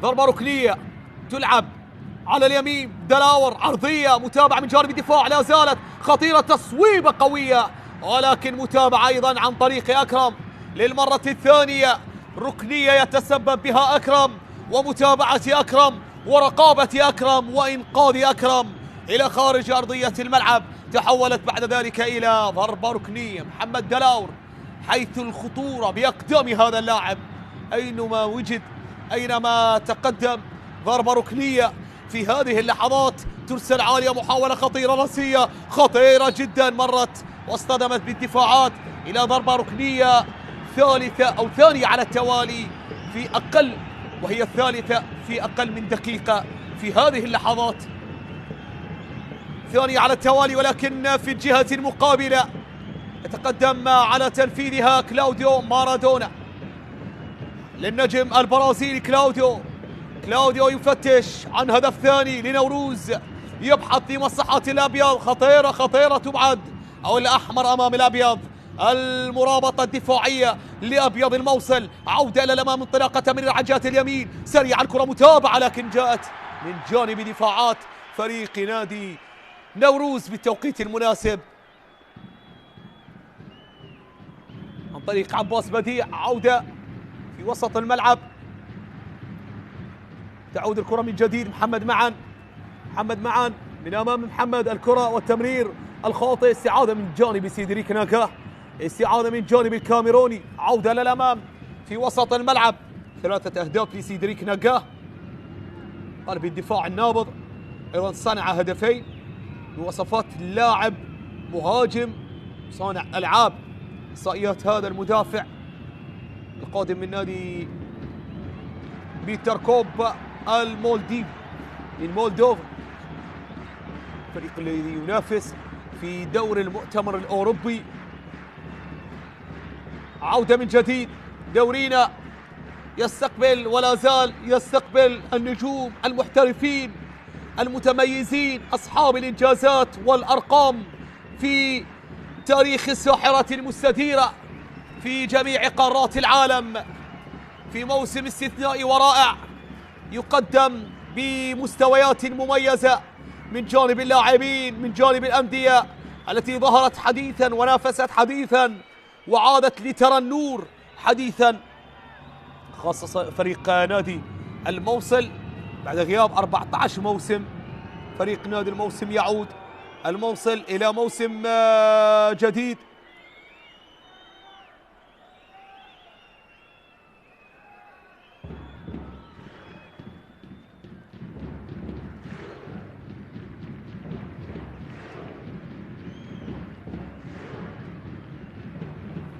فريق نادي الموصل الظهور الأول كان موسم 82-83 ثم هبط سنة 88. الفريق الذي تأسس عام 1947 باسم نادي الأهلي، وعام 57 تم تحويل اسم النادي إلى نادي الموصل. عودة على اليسار، عمر عبد الرحمن، عمر يتقدم، عمر يحاول، عمر يفتش، يتأخر، يمرر، بشير تصويب، يا الله يا الله على تصويبة بشير عمر وعلى تصدي شومان أحمد. خلد نادي الموصل وتاريخ نادي الموصل كثير من الأسماء الكبيرة، محمد فتحي ثعلب الكرة الموصلية، عائد أسو النجم الكبير أيضا، بالإضافة إلى أيضا النجم الآخر هوار ملا محمد النجم المونديالي، حارس محمد، الراحل علي أسامة، طارق الحجية، منها المشعل، أحمد خلف، فواز حمودات، صهيب شاكر، صفوان عبد الغني، المدرب الراحل القدير حازم غزال، والذي ساهم بتقديم نخبة كبيرة من لاعبي الكرة الموصلية عبر مختلف الأجيال الذين تركوا بصمتهم الواضحة في تاريخ اللعبة في داخل المحافظة وخارجها. وأيضا الراحل عبد الإله محمد حسن الذي توج القوة الجوية بأول ألقاب الدوري. عودة من جديد، أحمد إيسايا على الجهة اليسار، تمريرة خاطئة إلى خارج أرضية الملعب. عودة في وسط الميدان لمصلحة بشير عمر، بشير إلى الأمام، لا زال النفط متقدم على فريق نادي الزوراء في هذه اللحظات. سادتي الكرام والمتابعين، النفط سيكون المنافس لفريق نادي نوروز في الجولة القادمة في يوم الاثنين إن شاء الله في تمام الساعة 6 في أول أيام الشهر القادم في ملعب الراحل شرار حيدر. تمريرة للأمام، انطلاقة سريعة، كلاوديو مارادونا على اليمين، كلاوديو يدخل، كلاوديو يحاول يخترق عرضية، تمريرة، تصويب، جول، الله! ولكن بالتوقيت المناسب الإنقاذ يأتي على طريقة حراس المرمى. عودة من جديد على اليسار، متابعة لا زالت قائمة مع خطورة لنوروز على اليمين لمحمد دلاور، مررها لكلاوديو. مارادونا يحاول، مارادونا يقترب، ينتظر، يبحث، عرضية طالت الكرة إلى خارج أرضية الملعب وإلى ضربة مرمى. خطيرة جدا الكرة الماضية، وإنقاذ مثالي مثالي مثالي من جانب اللاعب محمد معن. الكان محمد معن هو المنقذ في الكرة الماضية. سنتابع، سننظر. كلاوديو من هنا الإبعاد الخاطئ، ثم كلاوديو لم يكن بموقف التسلل بتمريرة رائعة. طبعا هذه كرة الهدف، هدف التعادل الذي سجل محمد رضا في بداية وانطلاقة شوط المباراة الثاني، وهذا كان واضح وجلي جدا أن يسجل فريق نادي نوروز في شوط المباراة الثاني. ما إن بدأت المباراة حتى شاهدنا فريق نادي نوروز يبادر ويصل إلى المرمى ويخطر المرمى ويحاول. حاول في بداية وانطلاقة شوط المباراة الأول، تصدت الدفاعات وذادت بالدفاع، ثم لم يستمر صمود فريق نادي الموصل حتى جاء محمد رضا لهدف التعادل. أول مواسم نوروز موسم 21-22 المركز الثامن، ثم الموسم التالي 22-23 المركز العاشر، الذي يعتبر أسوأ مواسم الفريق، ولكن أيضا ب51 نقطة. أول موسمين لفريق نادي نوروز جمع 51 نقطة، لكن الموسم الأول المركز الثامن، والموسم الثاني تواجد في المركز العاشر في موسم 23-24، وثالث حضور وظهور حصد المركز السابع ب56 نقطة. عودة للأمام، تمرير، لكن متابعة كانت حاضرة من دفاعات نوروز عن طريق اللاعب راستيكو فريق. والموسم الماضي لفريق نادي نوروز كان المركز التاسع ب53 نقطة، 14 انتصار، 11 تعادل و13 هزيمة. سجل 46 واستقبل 41. الموسم الماضي نوروز من هناك يحاول يمرر كرة خطيرة طبعا من جانب الدفاع محمد معن، أيضا بمتابعة حاضرة في الكرة الماضية وإلى الخارج، مرت الكرة إلى خارج أرضية الملعب. الموسم الماضي نادي نوروز على ملعبه 19 مباراة، 8 انتصارات، 5 هزائم فقط، 6 تعادلات، سجل 21 واستقبل 17.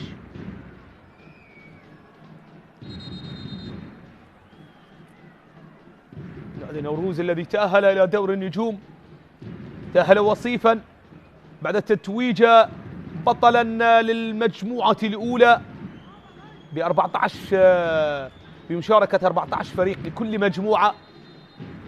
حصد 30 نقطة، 9 انتصارات، 3 تعادلات وهزيمة واحدة، ثم تأهل إلى النهائي ليضرب موعدا مع نادي الصناعة الذي كان متصدرا للمجموعة الثانية، وانتصر الصناعة بهدف وحيد، كان هدف السادس عشر من يوليو عام 2021. هداية لطيف يشارك في هذه اللحظات، وماجد عبد الجبار أو علي لطيف وهداية لطيف. يغادر اللاعب عمر عبد الرحمن.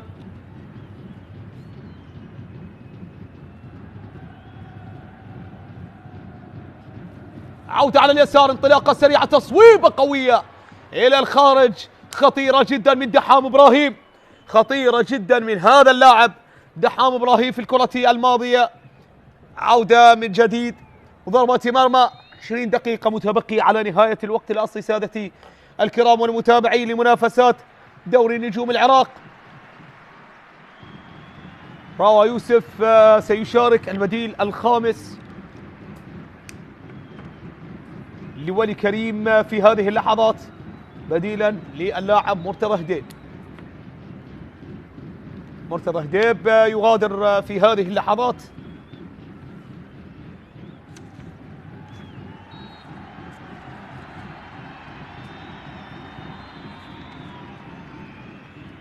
مدرب ولي كريم، قيادة مميزة، مدرب الذي درب النجف والطلبة وكربلاء والنفط أيضا والشرطة، أيضا درب فريق نادي الكهرباء، والآن يدرب نادي نوروز منذ بداية الموسم، في بداية انطلاقة مميزة لهذا المدرب. عودة من جديد في وسط الملعب لمصلحة نادي نوروز، تقدم لراوة يوسف، تمرير، هجوم، تمريرة رائعة من جانب محمد الرضا على اليسار، وصلت محاولة عرضية، الله الله، ولكن القائم هذه المرة القائم يتصدى، يعاند محمد دلاور وولي كريم، ويعاند فريق نادي نوروز وأنصار نوروز وسط فرحة كادت أن تحضر، تفاءل من خلالها وفرح الجمهور بهذه الكرة، ولكن القائم حطم الفرحة ومنع الفرحة والاحتفال في عيدية كادت أن تقدم لهذه الجماهير الحاضرة في مدرجات ملعب اللقاء في أول أيام عيد الأضحى المبارك. عودة للأمام، تقدم، محاولة، متابعة، باقر عطوان، استعادها لو وجود لخطأ، كونتر اتاك سريع وهجوم سريع، بشير عمر مررها على اليمين، وصلت لمصلحة نادي الموصل إلى الأمام، المحاولة، التقدم، المرور، الخطورة، ولكن استعادة وقطع من جانب عباس بديع. أحمد إيساياه، تمرير على اليمين باتجاه محمد دلاور، نجم اللقاء بالنسبة لفريق نادي نوروز، هو البطل في آخر مباراتين، سجل هدفين انتصار في مرمى زاخو في الجولة الماضية، والآن صنع هدف التعادل واقترب من تسجيل هدف التقدم، ولكن القائم وقف حاجزا ومانعا أمام هذا اللاعب. عودة من جديد في وسط الملعب، كلاوديو مارادونا، تعود الكرة من جديد لراسكو فريق لمحمد رضا، تمريرة أمامية لم تصل لمحمد دلاور، حاول على مرتين تمريرة خاطئة إلى الخارج، تحولت إلى رمية جانبية.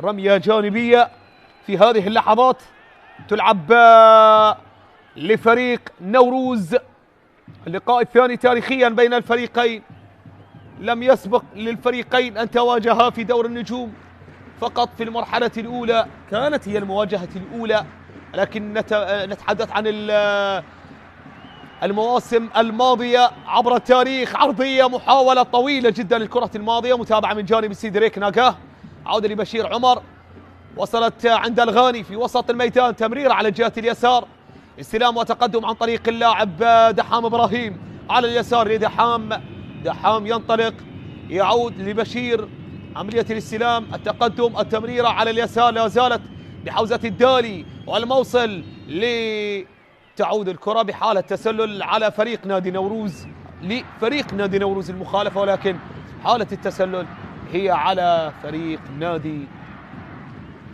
الموصل. مروان حسين هذا الركلة الجزاء، نذكر في شوط المباراة الأول كانت له كلمة أيضا يوم أمس، قال بأن طبعا الحمد لله على تحقيقنا العلامة الكاملة وحصدنا 6 نقاط في آخر مباراتين، وقال بأننا ظهرنا كفريق بشكل مختلف ومتميز تماما في المرحلة الثانية من الدوري تحت قيادة الكابتن ولي كريم. هكذا تحدث. 8 مخالفات على الموصل، 5 على فريق نادي نوروز. عودة عن طريق اللاعب بشير عمر إلى الأمام، علاء الدين يحاول ولكن قطعت من علاء، متابعة ومراقبة من هناك تحدق بعلاء الدين الدالي بتحركات علاء أينما يذهب أينما يتواجد. عودة في وسط الملعب، عودة إلى الخلف لمصلحة نادي الموصل.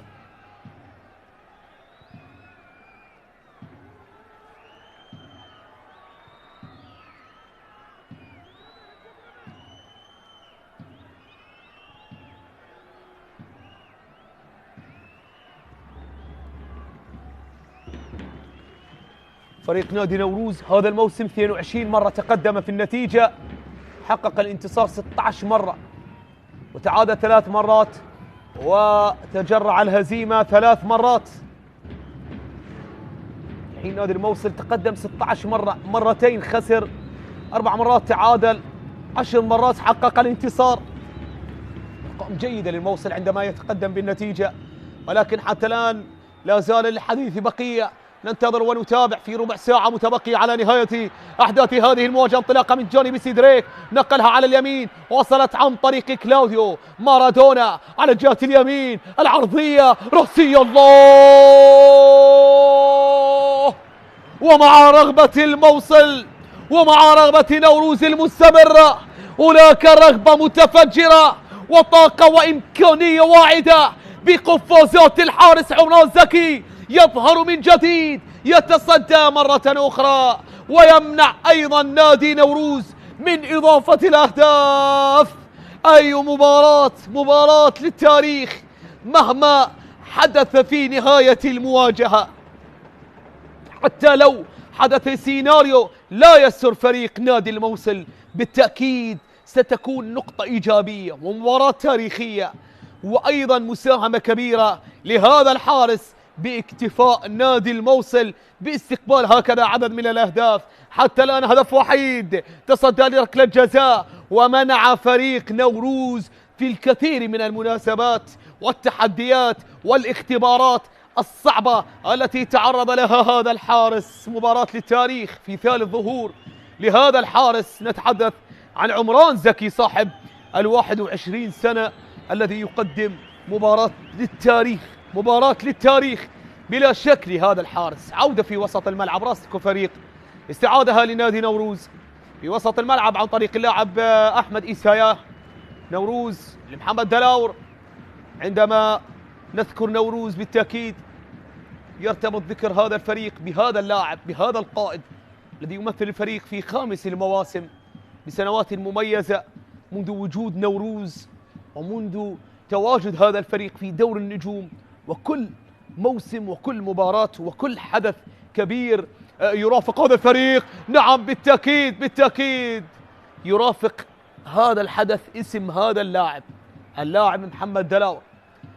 شومان أحمد استعاد الموقف وسيطر على الكرة الماضية التي كادت أن تتسبب بكارثة وما لا يحمد عقباه، ومما يدمر ما قام به فريق نادي نوروز طوال هذه المباراة و78 دقيقة. ولا زالت المحاولات مستمرة من جانب الفريقين، 1-1 حتى الآن سادتي الكرام والمتابعين عبر قنوات شبكة الإعلام العراقي. منافسات الدوري لا زالت مستمرة وقائمة، متبقية جولة ونصف.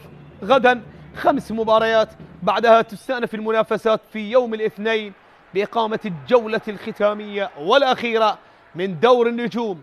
عودة إلى الأمام في وسط الملعب، تمرير عن طريق محمد رضا إلى الأمام لكلاوديو، استعادة وخط عليه الكرة من جانب أكرم رحيم. إياب لسامر محسن أيضا من أبرز الأسماء في صفوف الفريق، في صفوف نادي الموصل. كرة إلى الأمام، محاولة مرور ومراوغة رائعة من جانب محمد دلاور كعادته، ومرورا رائع والمميز.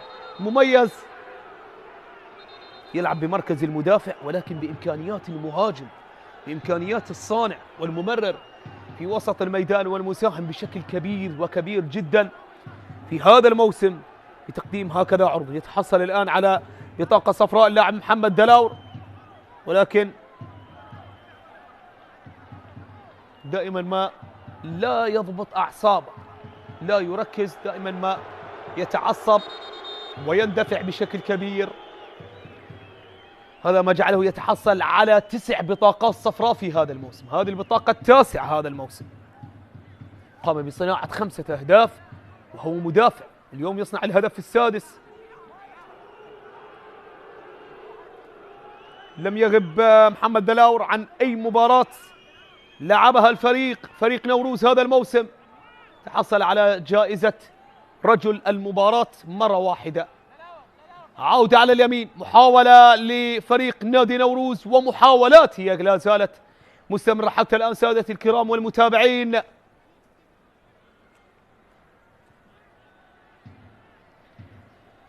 نادي نوروز 19 مرة تأخر بالنتيجة هذا الموسم، مرتين عاد وفاز، مرتين عاد وتعادل،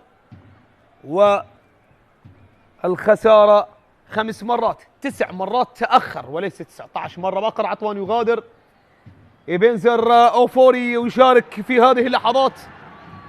النجم الغاني، متابعة بتوقيت مناسب من جانب اللاعب علي لطيف في الكرة الماضية. علي لطيف يقطع الكرة الماضية بمتابعة رائعة. القادم من نادي الرمادي مثل الميناء والطلبة والشرطة والزوراء ودهوك في وسط الملعب. عودة من جديد،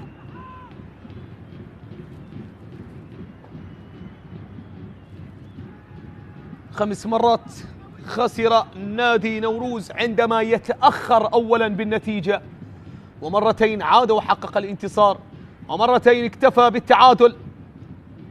أرقام ضئيلة لفريق نادي نوروز عندما يتأخر، تصعب عليه العودة. مرتين عاد وتعادل كما ذكرنا سادتي الكرام، ومرتين فقط قلب الطاولة وحقق التأخر والهزيمة إلى انتصار و3 نقاط لكتيبة المدرب ولي كريم.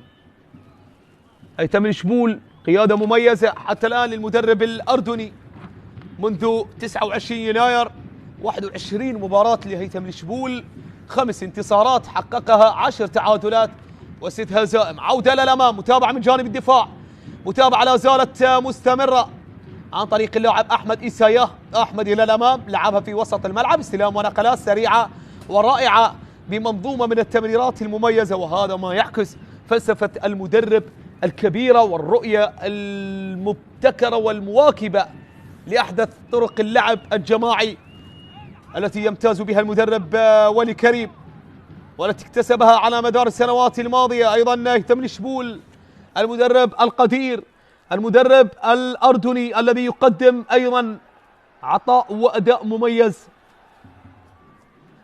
وليست بالتجربة الأولى للمدرب هيثم الشبول في دور النجوم. سبق له تدريب الديوانية وتصويبة بعيدة إلى ضربة مرمى، درب الديوانية، نفط ميسان، وأيضا نادي الشرطة في دور النجوم.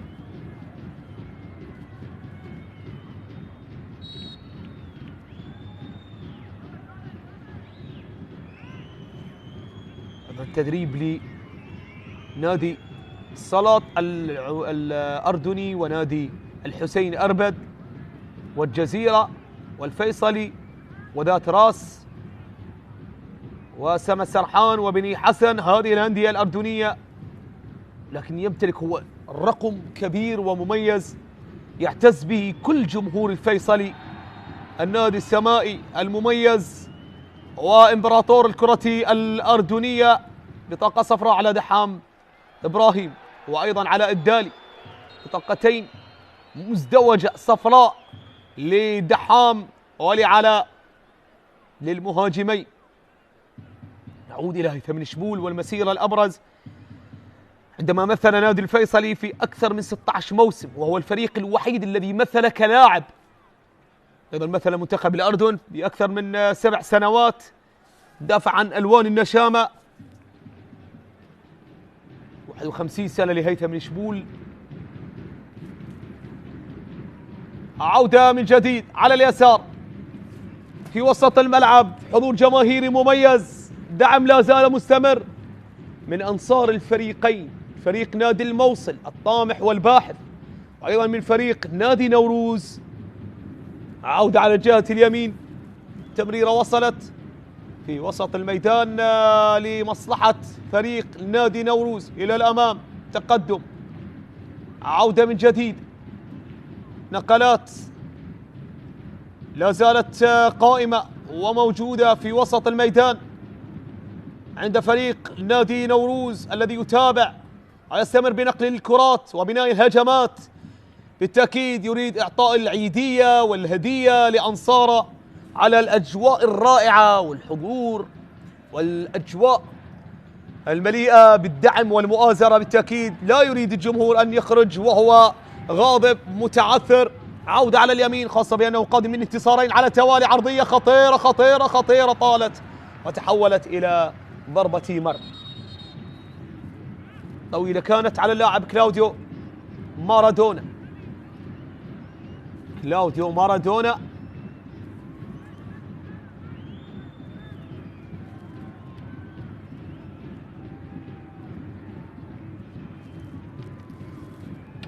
عرضية كانت في متناول حارس المرمى، وتصدي أيضا من سلسلة من التصديات والمحاولات والجهود التي قام بها الحارس عمران زكي للحد من خطورة نادي نوروز طوال 85 دقيقة الماضية. سادتي الكرام والمتابعين، عودة من جديد في وسط الملعب لفريق نوروز من جديد عن طريق اللاعب راوى يوسف. راوى للأمام، تمرير، نقلات على اليسار، انطلاقة سريعة سريعة سريعة سريعة سريعة طويلة، ولكن لها لا زالت مع متابعة محمد معان إلى الخارج، رمية جانبية لمصلحة فريق نادي الموصل. مصطفى راضي الذي شارك حديثا، سرعة ومهارة يمتلكها هذا اللاعب على المستوى الفردي والمهاري، القادم من نادي كربلاء والذي مثل الصناعة. كان قد واجه فريق نادي نوروز في نهائي دوري الكرة الممتاز موسم 2021. الحضور الجماهيري الذي لا زال متفائلا ومفتشا عن تحقيق الانتصار في أجواء العيد، في أجواء رائعة، تصويب، الله الله الله. ولا زال محمد دلاور يواصل السعي الحثيث لإسعاد الجماهير والحمل على عاتق مسؤولية تحقيق الانتصار في الجولات الماضية وحتى هذه الجولة. سجل ثنائية الانتصار، سيمفونية الانتصار في الجولة الماضية أمام نادي زاخو بعد أن كان متأخرا فريق نادي نوروز بهدف عند الدقيقة 21. نيتو أكارا أضاع ركلة جزاء في الدقيقة 55، ثم محمد دلاور بعد ثواني قليلة أدرك التعادل. الدقيقة 72 محمد رضا جليل أضاع ركلة جزاء، ثم عاد محمد دلاور بعد 4 دقائق ليسجل هدف الانتصار لفريق نادي نوروز. انطلاقة، دخول، محاولة، الله الله الله الله الله. كاد أن يجعل فريق نوروز يندم على الفرص التي أهدرها ولم يستثمرها ولم يستغلها في فرصة خطيرة كادت أن تدمر كل ما قام ببناءه ولي كريم في أكثر من 85 دقيقة. وأيضا نوروز في محاولة وانطلاقة واختراق جاء من الخلف من هداية لطيف من المدافع لفريق نادي الموصل أمام الرهبة وأيضا خطورة الشعر واستشعر بها جمهور فريق نادي نوروز، حيث اقترب الهدف من اقتحام مرماهم. اقتربت الكرة من اقتحام مرماهم، مغادرة للاعب علاء الدين الدالي ومشاركة للاعب إبراهيم غازي في هذه اللحظات. يشارك اللاعب إبراهيم غازي في هذه اللحظات. 4 أهداف سجلها إبراهيم غازي في الجولة أو في المنافسات والمشاركات الماضية. نتحدث عن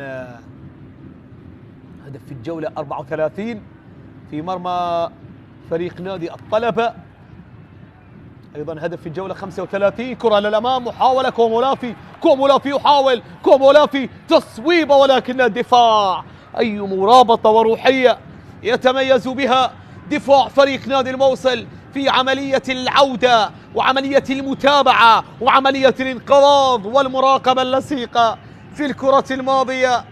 ولكن الهدف الذي اقتحم مرمى فريق نادي الموصل الفضل الكبير كان لتمريرة كلاوديو مارادونا التي خدعت الجميع وجاءت من حيث لم يحتسب لا دفاع فريق نادي الموصل ولا حتى هجوم فريق نادي نوروز. فقط محمد دلاور انتقل بسرعة وأرسلها بعرضية على رأس محمد رضا. عرقل في هذه اللحظات، بطاقة صفراء ثانية وبطاقة حمراء في هذه اللحظات. بطاقة صفراء ثانية لمحمد دلاور. محمد دلاور في هذه اللحظات، وهذا ما كنا نتحدث عنه، هو اندفاع وغضب سريع وردة فعل دائما ما تكون حادة من جانب اللاعب محمد دلاور. يكلف هذا بطاقة حمراء، وهي أول بطاقة حمراء يتحصل عليها محمد دلاور في هذا الموسم. 10 بطاقات صفراء، وهذه البطاقة الحمراء الثانية الأولى سادتي الكرام. إذن 9 دقائق وكأن المباراة تتجدد، المنافسة كأنها تتجدد. 9 دقائق ستمر عسيرة وصعبة على نادي نوروز الذي سيكملها ب10 لاعبين. 10 دقائق ستكون أو 9 دقائق ستكون صعبة على نادي نوروز، وهو يواجه نادي الموصل الذي بدورة يمتلك رغبة أيضا جامحة لتسجيل الأهداف. وكان خير مثال على ذلك فرصة اللاعب هداية لطيف التي حدثت قبل دقيقة تقريبا أو أكثر، وكادت وقربت نادي الموصل من هدف ثاني، ويدلل أيضا على دفاعات نادي نوروز غير منسجمة كانت في هذه المباراة. لكن حتى الآن هو متسلح بأنصاره، متسلح بجمهوره، ويريد أن يظهر بشكل مميز مع مدربه الذي يعيش مع أفضل الفترات وأفضل اللحظات. علاء الدين الدالي يغادر بعد تسجيل لهدف رائع، بعد نظرة وتصويبة رائعة من كرة ثابتة. حتى جماهير نوروز أعجبت بهذا الهدف، حتى جماهير نوروز عبرت عن إعجابها بهذا الهدف ودهشتها بما يقدم النجم السوري من سحر، بما يقدم هذا النجم من إبداع على أرضية الميدان مع فريق نادي الموصل. كرة للأمام، متابعة من جانب الدفاع، انطلاق على جهة اليمين والإبعاد إلى الخارج إلى رمية جانبية.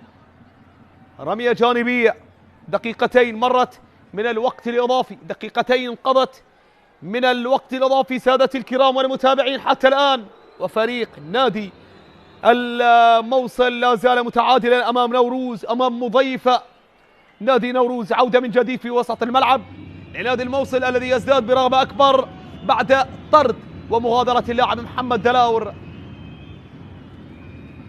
تراجع لعناصر فريق نادي نوروز للخروج بأقل الأضرار من هذه المباراة. رأسية، متابعة من جانب الدفاع تأتي من جديد عن طريق اللاعب راوة يوسف، راوة والتمرير إلى الأمام، نقلت في وسط الملعب، بالراس تعود من جديد، متابعة من جانب اللاعب علي لطيف، يغير بالمسار، بعيدة جدا بعيدة جدا على اللاعب سيدريك ناكا إلى خارج أرضية الملعب، تحولت بعد ذلك إلى رمية جانبية.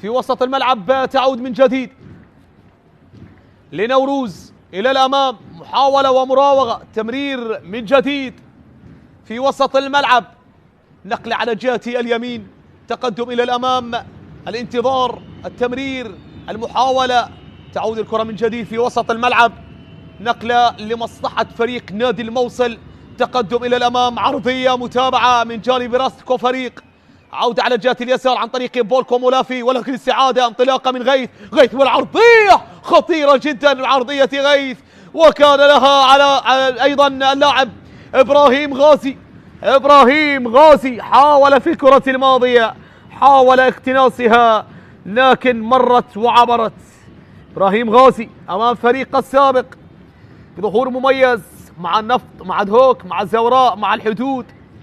انطلاقته كانت من نوروز في دور النجوم موسم 21-22، ولكن هو حصد المركز الثاني مع فريق نادي نوروز في دور الكرة الممتاز 2021، تأهل مع الفريق ثم انتقل إلى دهوك، بعدها عاد لنوروز، ثم انتقل إلى الحدود، بعدها الزوراء، ثم انتقل في فترة ثانية لتمثيل نادي دهوك، حتى انتقل إلى النفط في الموسم الماضي، وفي يناير في الانتقالات الشتوية انتقل إلى نادي الموصل.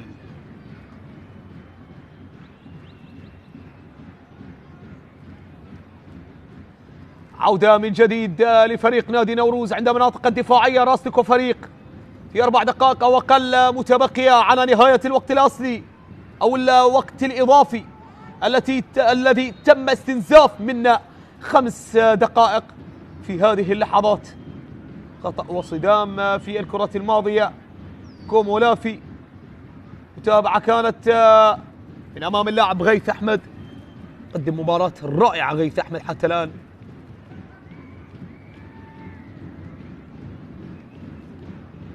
عودة من جديد عند فريق نادي الموصل في وسط الملعب. سوران عزيز إلى الأمام يتقدم. 27 سنة لهذا اللاعب والذي شارك حديثا في المباراة 10 هذا الموسم. سوران عزيز محاولة عرضية ولكن شومان أحمد ينقذ الموقف. يتصدى يتألق في الكرة الماضية يتصدى. عودة من جديد عند فريق نوروز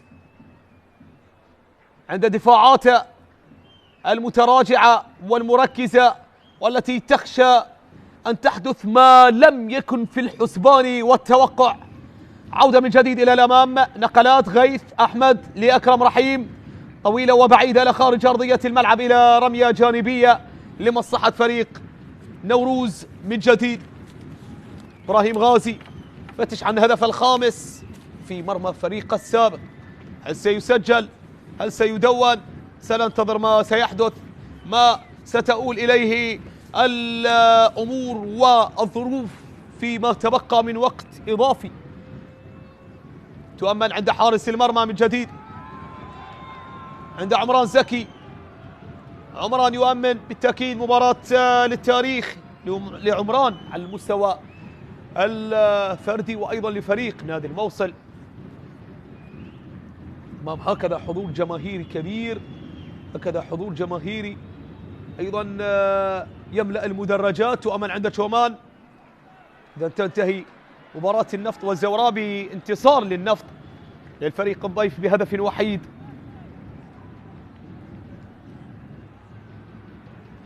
عودة إلى الأمام.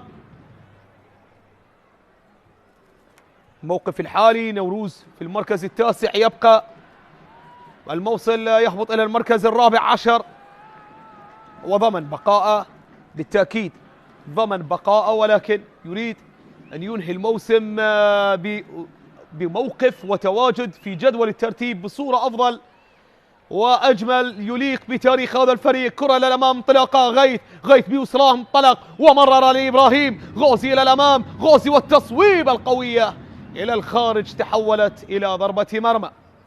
آخر دقيقة نعيش في لحظات الدقيقة الأخيرة في هذه اللحظات سادتي الكرام.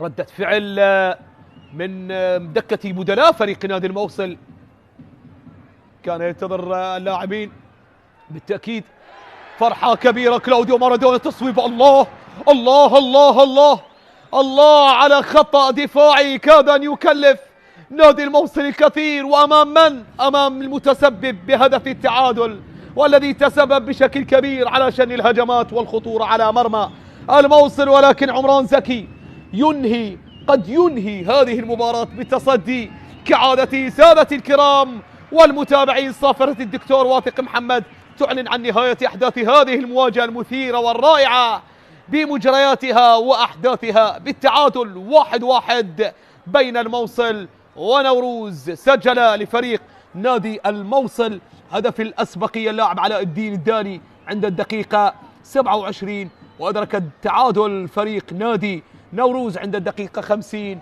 برأسية اللاعب محمد رضا. سادتي الكرام، نرجو أن تكونوا قد استمتعتم طيلة أحداث هذه المواجهة، على أمل اللقاء في مواعيد أخرى. دمتم بخير والسلام عليكم ورحمة الله وبركاته.